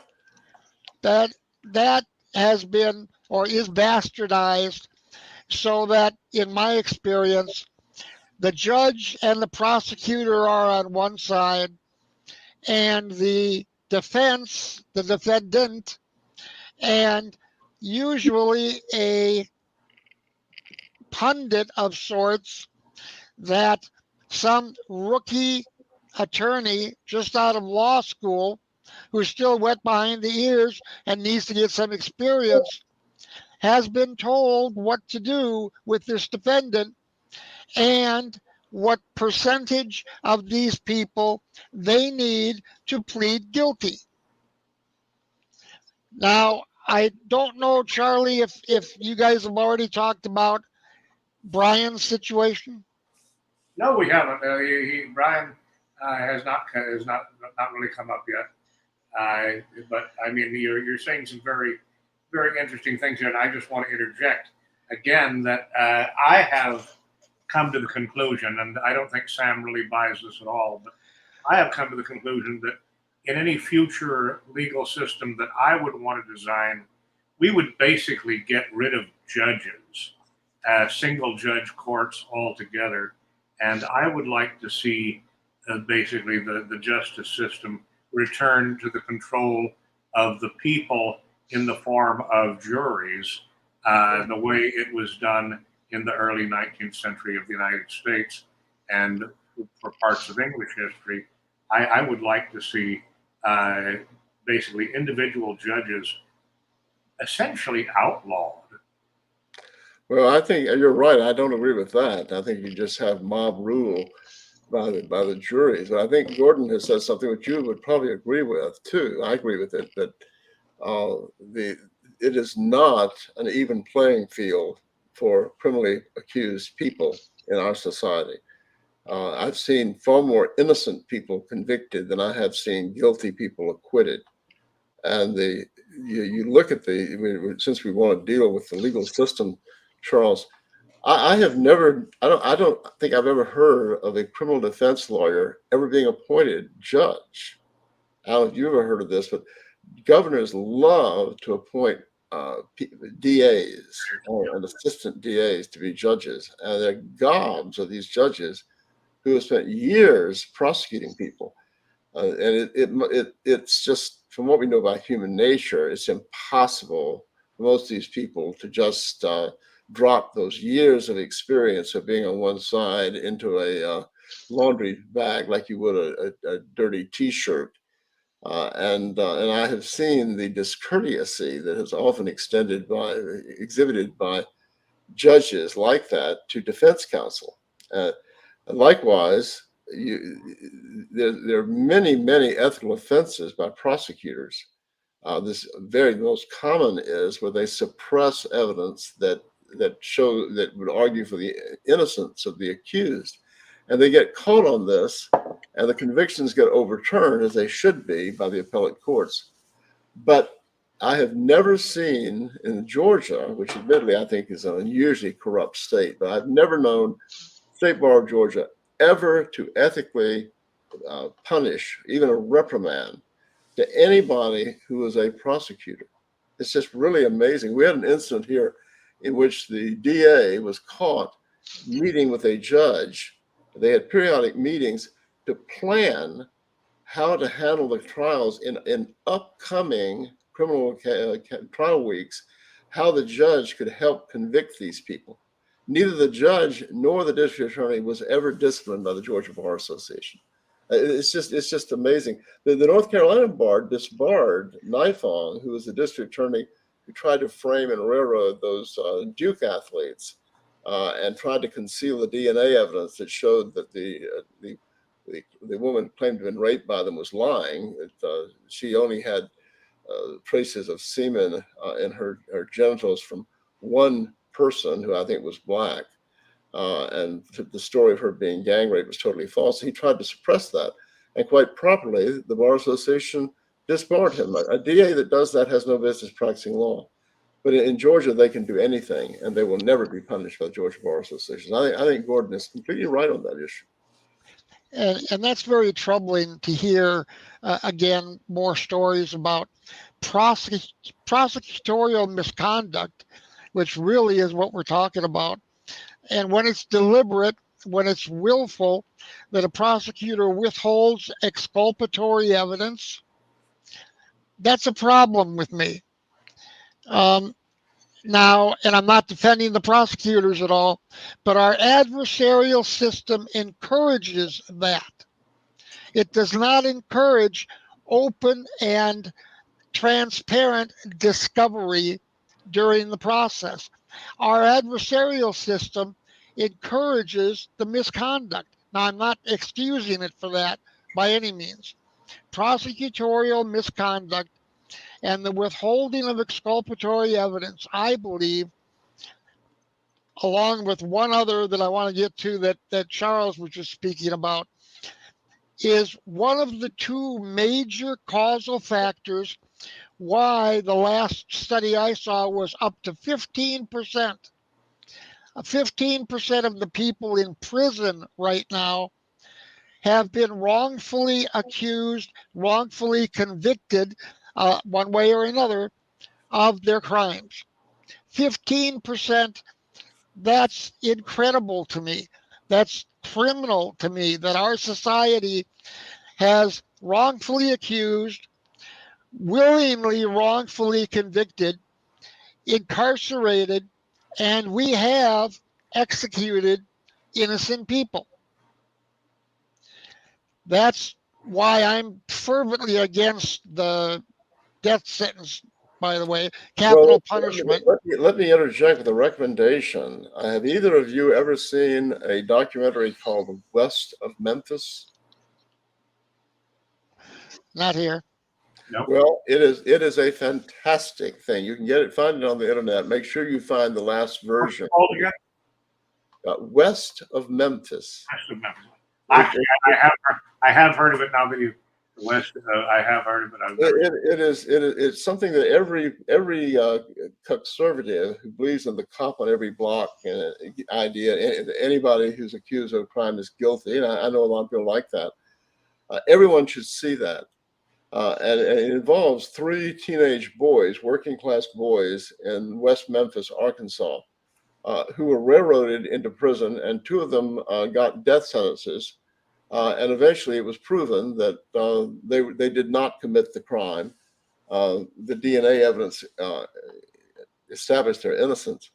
But the DA, the district attorney, resisted a new trial in the face of the DNA evidence that showed that these boys hadn't done it. And it's all, there's no acting in it. It's all taken from newsreels and from cop videos. One of them, the police said that one of the boys had confessed, and his confession was used against him and the others. And they claimed that they knew that these guys were guilty because they knew details of the murder that only the murderer would know. Well, the makers of the movie got the video of the interview, and this guy's mentally retarded, this kid, and he finally is worn down by them, and he just basically says, "I'll say whatever you want me to say." And they provide all the information. They say, "Now, did it happen this way? Did it happen this way?" And what time was it? He said, "I don't know, 8 in the morning." "Oh, that's not going to do. No, it's got to be later than that, Jimmy." But anyway, and it also is something only a Southerner can understand how awful those people are. You have to be a Southerner to know how dreadful these people are that committed this outrage, where they actually were willing to execute these two innocent teenagers whose crime was being working class and being a bit strange. One of them was a goth and wore black clothes. But anyway, it's a fantastic documentary. It's something everyone should see. It really shows the criminal defense west of Memphis. Everyone should watch that. I will. I will watch that. Let me ask you though, Sam, in that case, did they impanel a grand jury to indict? I don't know that they could. I mean, they've got prosecutorial immunity. The government, you can't sue a judge or a prosecutor for some transgression. No, for the kids, to charge the kids. Did the prosecutor at the beginning of the case was there level of protection? No, I don't know the mechanism, but what happened was most do not have grand juries. I mean, I will tell you that much. I don't know criminal law. I've hardly ever handled a criminal case, but what got these kids? It will just make your blood boil. These kids, there was this dreadful murder of 3 little boys. And so the town was absolutely outraged and looking for somebody, and the DA wanted to solve the problem. And they did a seminar. Somebody had come through and talked to the police 2 weeks before about the epidemic of Satanism, which I don't think exists, and how thousands of little kids were being sacrificed in altars by Satanists all over America and stuff. So when this happened, one of the cops said, "Well, I wonder if those Satanists could have been the ones that did this." So he called up the probation department. Said, "Y'all got any Satanists there?" And so he said, "Well, we got this guy named Damien. He was some kid. I think the kid has been caught with marijuana or something. One named Damien. I bet he's a Satanist." And that's what put all of this in motion. These kids got they were all swept into this stuff. And there's a woman that's in the thing. She was their classmate, and she came and testified against them that she had gone to a black mass with them and seen them sacrifice a dog. And in the documentary, now that she's a grown woman, she says that it was a complete pack of lies, that she made all this stuff up because she felt sorry for the kids and their parents, and wanted to help the police. And she was sure that the kids had to be, her classmates had to be guilty, or they wouldn't have been charged. So she made this story up, and the jury believed this in the face of other kids who testified that they were not even present. They had alibis. But it's just a horrible, awful, dreadful thing. But it will lift your blood pressure 30 points. But it's something everyone should see. It's a great documentary. The reason I bring up the question about the grand juries is, Charles, you had brought up the jury system earlier, and the replacing a judge and this type of thing in the courtroom. I can't completely buy off on abolishing judges. I think that is probably unmanageable, whether it's criminal or civil. But what I have a problem with is the facade of the grand jury to cover what the prosecutor wants to do. And I'm one who was wrongfully convicted, indicted by a grand jury when I was 19 years old for an assault. And that's a long story that we don't have time for right now. But my point is, grand juries, without any kind of oversight, and there's no oversight in the criminal justice system right now. I don't think there's much in the civil side of it either. But there's really no oversight, and the judge is God in the courtroom. And the defense counsel can't be present either. And the jurors are lay people, and they will basically do whatever the DA says. Exactly. I'd rather get back to the Jewish issue.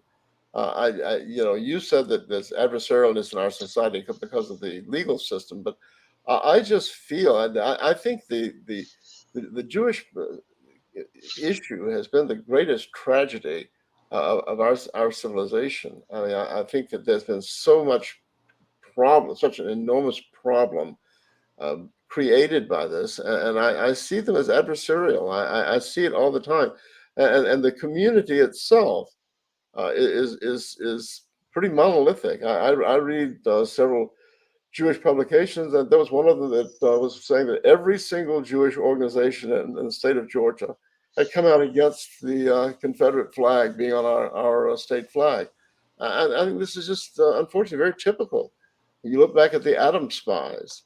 Virtually all of them were Jews. They had come to America. They'd been given all this opportunity. Their community became the richest community in the nation, and yet they were spying for Stalin against us. I think this is really the source of Gentile Jewish friction, is the Jewish sense of being adversarial and hostile toward the societies in which they live. If it's true that demographic is largely adversarial, in my experience, I would see that come in not so much as adversity as defense. Because there you have a demographic of all of the demographics that we have in the melting pot. And having been through Hawaii, which is probably the most diverse population, certainly in the United States, or at least it was prior to the opening of the border. But the Jewish population, probably more than anybody else, has had to circle the wagons and defend itself throughout its entire history from others who have attacked them. But I think much of that was caused by their attitude. The French Huguenots left France when the king revoked the Edict of Toleration in the 1680s, and they went to places like Prussia, England, South Carolina. And while there was some friction in South Carolina because of the historic antagonism between Anglo-Saxons and Frenchmen, they were welcomed.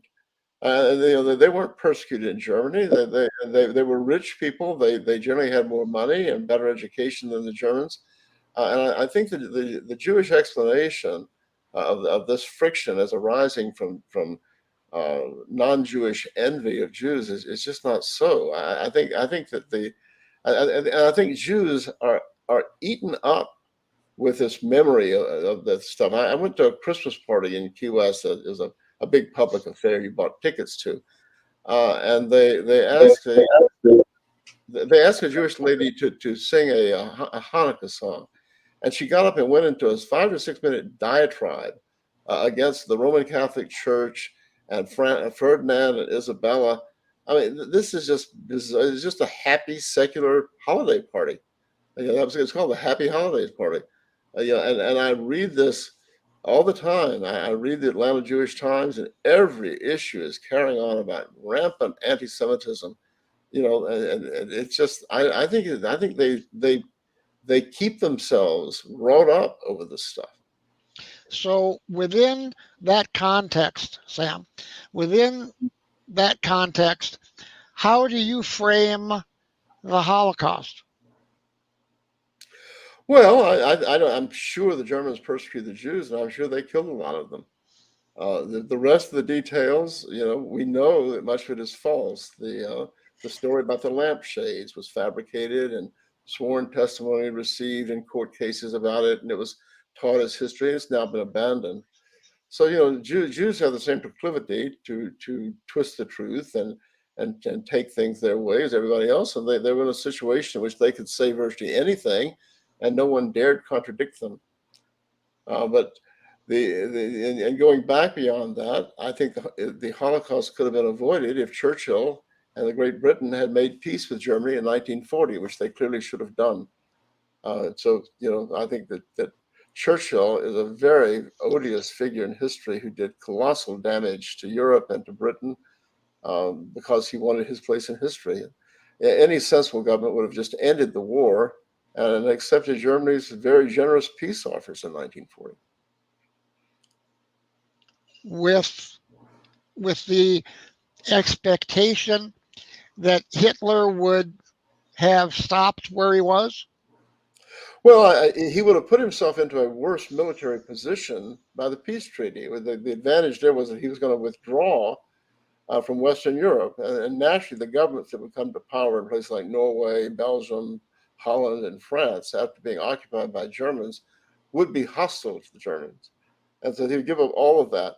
What he would have done in the East, I don't know, but it was just from a sheer cynical, pragmatic military thing. It was a criterion. It was best to go into that.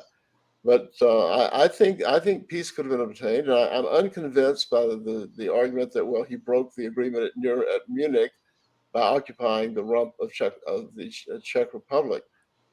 All nations break treaties. Every nation. America is notorious having broken treaties with the Indian tribes, and you can't base your diplomacy on the idea that this country didn't keep a treaty and therefore it can't be trusted. The United States had a treaty with Gaddafi and broke that treaty. He kept the treaty. We broke the treaty, and so it just was Churchill's determination that he was going to get his name in history, and he stamped out all efforts in Britain to bring it. The king wanted peace. Half of his cabinet wanted peace, but he wanted war. And unfortunately, he prevailed to the catastrophe of everybody, including Jews. It's a fascinating. Well, but I would like to interject just for a second here. I think that it gets interesting in the Holocaust with regard to the purpose of this podcast, legal realism. I think that I start from an American constitutional standpoint, and I feel like every time we discuss the Holocaust, we often get bogged down in the kind of details that we're talking about here. And I think that one thing that's important is that the American Constitution, sets out certain standards, and intriguingly, the Holocaust clearly violated all those standards without killing a single Jew in a gas chamber. We don't need to say that any Jews died in a gas chamber or anything like that to say that the Holocaust was unconstitutional. The major flaw with that is that the Germans never had the American Constitution. They never had a 14th Amendment, and neither did the British Empire, which is where the modern concentration camp originated in the Anglo-Boer War. Charles, when America went to war in World War II and was dealing with a possibly treasonous, hostile, alienated minority of Japs living in California, did the U.S. Constitution do a damn thing for those Japs? Oh, I mean, they ended up in concentration camps, the way the Volga Germans did, the Mennonite Germans in the Soviet Union. very quickly after the Germans attacked the Soviet Union, Stalin and the communists rounded up all the people of German descent in these little German villages around Russia and put them in concentration camps. We did the same with Japs. This is the Germans knew that the Jews, for obvious reasons, were going to be bitterly opposed to them, and were going to be spying and doing whatever they could to help the Allies. And I'm not justifying what they did, but it's very hypocritical for us to pretend that in similar circumstances we would not have done the same thing. Well, I mean, but this is again why I say we need to bring the legal realism to the forefront, the relationship between law and politics, because there's absolutely no question that concentration camps were prohibited under the 14th Amendment. But okay, the Germans never had the 14th Amendment. The British never had the 14th Amendment. They invented concentration camps. And we, who did invent the 14th Amendment, we appointed in California, which had the largest Japanese population. I've made this point before. One of the great figures in the American Civil Rights Movement is former California Governor and Attorney General Earl Warren, whose role in World War II as the California Attorney General was to organize those camps. Yep, he was more involved in it than any other official, and you have to hand it. I think all three of us will agree. You have to give the devil his due and admire the wonderful way that the American history books and the media, through all the controversy about Earl Warren, how this factoid, which was so discrediting to Earl Warren, was airbrushed out. We're probably not one American in 1,000 ever heard it. Oh, I guess one American in 10,000. Yeah, you just have to admire them. When they set out to lie, there are few people that can equal. I don't know any institution in the world that can match the American media and educational system, as you mentioned. And this is very interesting stuff, because, in other words, law is language, and language is politics. And in one of my fields, well, my main field before I became a lawyer was anthropology. And in anthropology, we have this definition of culture that culture is man's extrasomatic, i.e., his non-physical adaptation to the environment, dependent upon symboling, i.e., symbolic communication, i.e., language. And in order to create a more perfect world, we need to understand this relationship between language and truth and politics. And that is just one of my great dreams with this podcast, is to try to bring all these things into focus. And I mean, I think that this has turned out to be a very interesting discussion. And I notice that we're technically over time here, but it's because Speak Free Radio isn't working. And so we're just on YouTube right now. Do you all mind continuing for another 15 minutes or so? No, I'd be happy to. I would interject on a light matter of another thing to Gordon as an agnostic. My father was a Presbyterian clergyman, and my family are extremely devout. I am a very poor Christian. I tell people that I belong to the Church of Laodicea, which in the New Testament is described as a church of lukewarm people who will be spewed out. So I'm much more lukewarm than my family.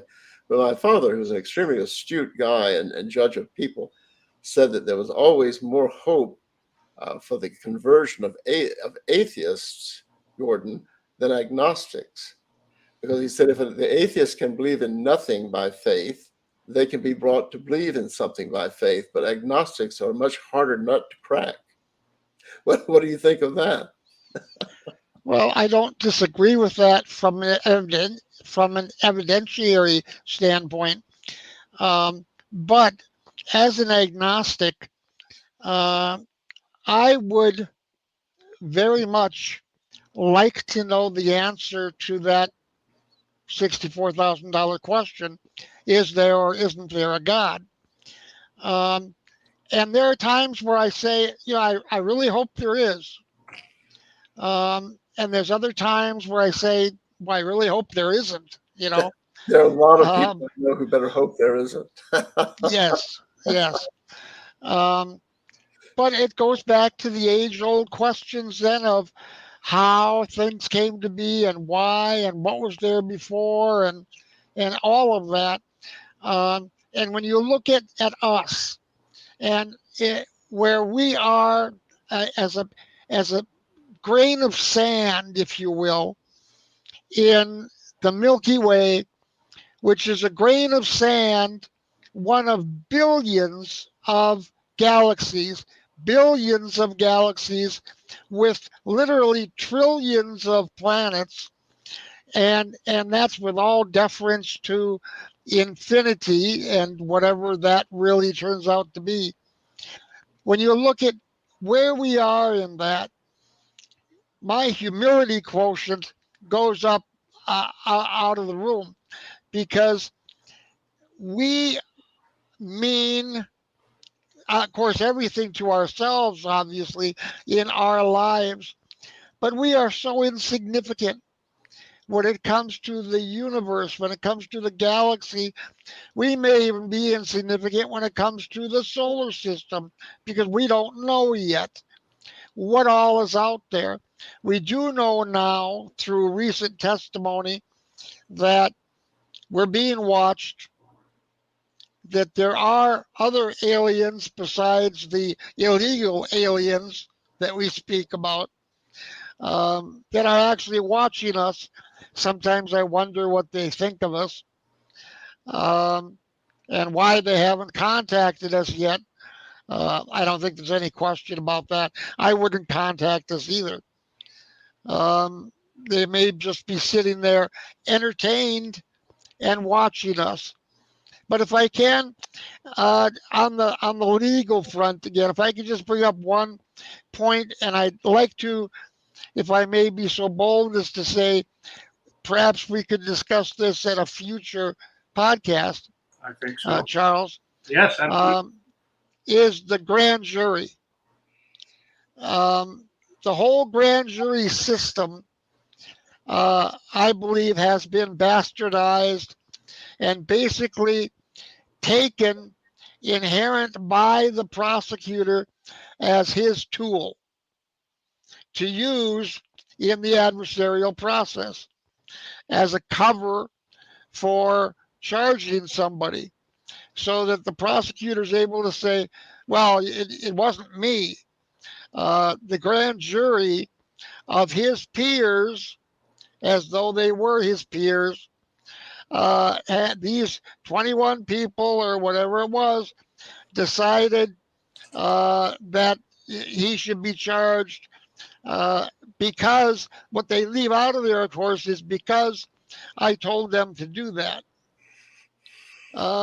And is that not essentially what really goes on in the one-sided grand jury process that people in general think is a fair pocket of fairness and impartiality there, that really isn't there at all?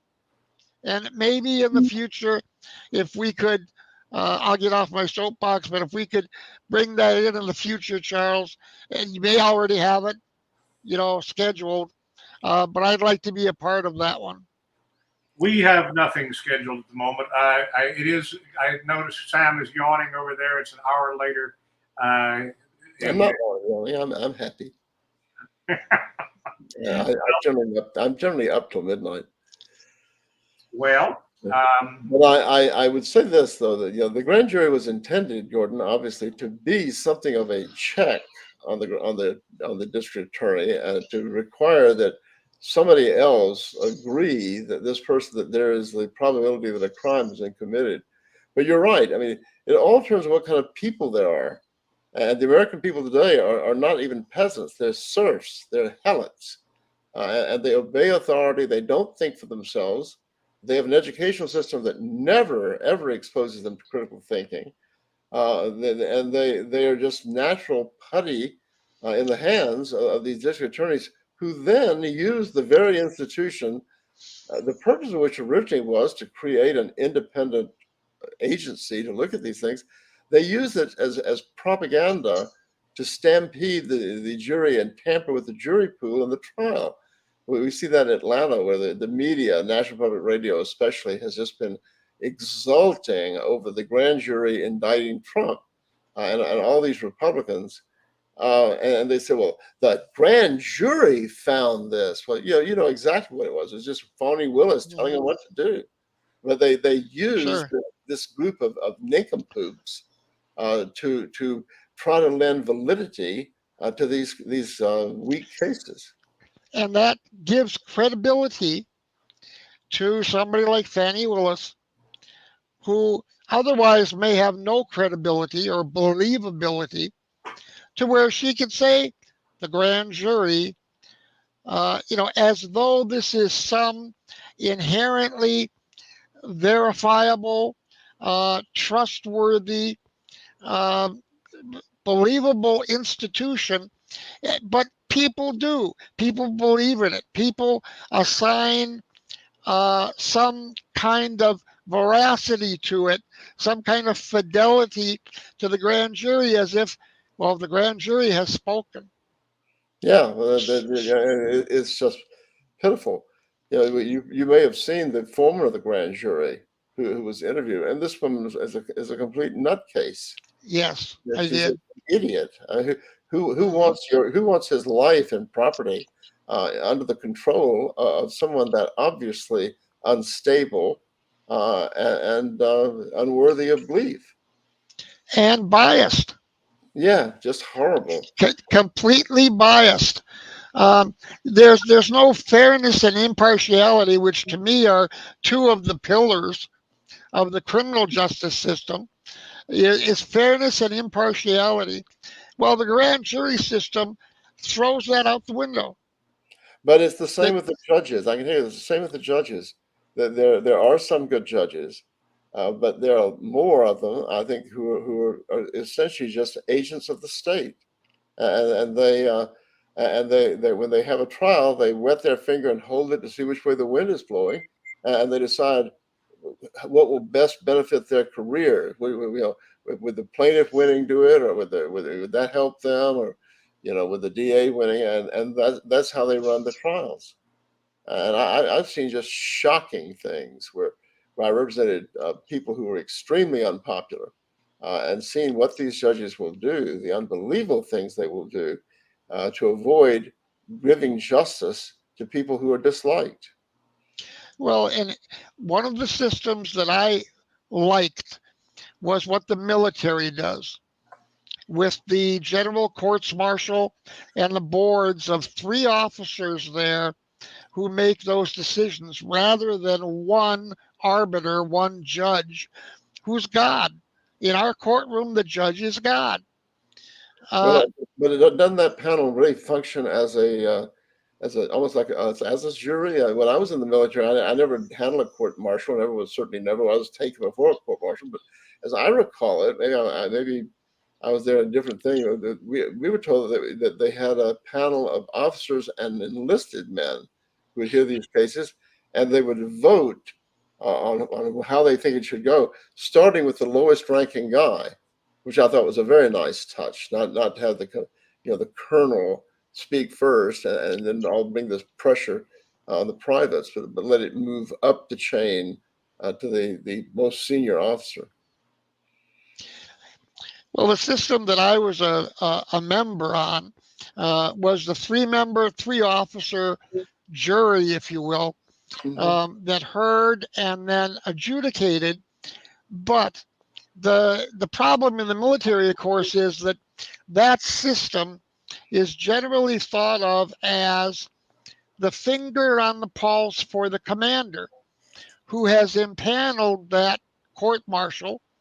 And of course, just like the prosecutor, that general court martial jury or board should be validating what he wanted. Well, when I was president of the board, we ended up, we had a first sergeant that they were trying to drum out of the Army. He had 19 years and 6 months in the Army. He failed the tape test once for being too fat, lost that weight, and now the commander was trying to literally board this guy out of the Army with a dishonorable discharge. Hmm. And we heard all the evidence, and it was clear that this was a railroad job. It was clear that his commander and the squadron commander, it was an armored cavalry regiment, disliked this first sergeant for whatever reason and were there to screw him over. And fortunately, I was able to get one of the lieutenants that were with us. I was a captain at the time, as the president of the board, with 2 lieutenants, one of which just wanted to say, yes, sir, 3 bags full to the commander, and find this guy guilty and drum him out of service. The other lieutenant sided with me, and we actually acquitted the first sergeant. Well, that's amazing. That doesn't happen very often. And there was hell to pay. In every system, every system favors its own. There's no way to have a legal system that doesn't do that. As I've said before, Sure. that Mrs. Brezhnev did not shop in the same stores as Olga, from the Volga. It's not somebody from a collective farm. It's just the way life works. But it's really bad. I mean, I'm writing my autobiography, and a lot of it's about these law cases, and I had no conception. I was comparatively a cynical guy in law school, but nothing prepared me for what I encountered when I started actually dealing with courts. It's a very disturbing thing. And Well, I think we should probably end this. It has gone on. I can't believe that anybody is listening to us after 2 hours and 20 minutes. Truly, nobody. The 3 of us are talking to each other, and everybody else has given up. So I think we should quit. And I concur with that, provided that, and I just want to finish by, there was hell to pay from the commander when we acquitted that first sergeant. I can believe that. He had come to me before the trial, before the general court martial, and he had said, I'm sure you will do the right thing, Captain. Just like that. And of course, I knew what that meant, and we went against it. And he was livid after that. He never talked to me again after that. As one of his, I was a primary staff officer at the time in S4 supply and maintenance, and I was on his blacklist after that. That's how it works. We had done the wrong thing. All right, but I'm going to leave now, and we Good will night, everybody. another time. Good night. Take care. Bye bye. Gordon, Good thank night, you very sir. much. Appreciate it. Good Good night. night. Thank you, Sam. Thank you, Charles. Good night. Talk to you soon. Good night, everybody. Oh, now it's on. Charles Lincoln signing off from New Orleans.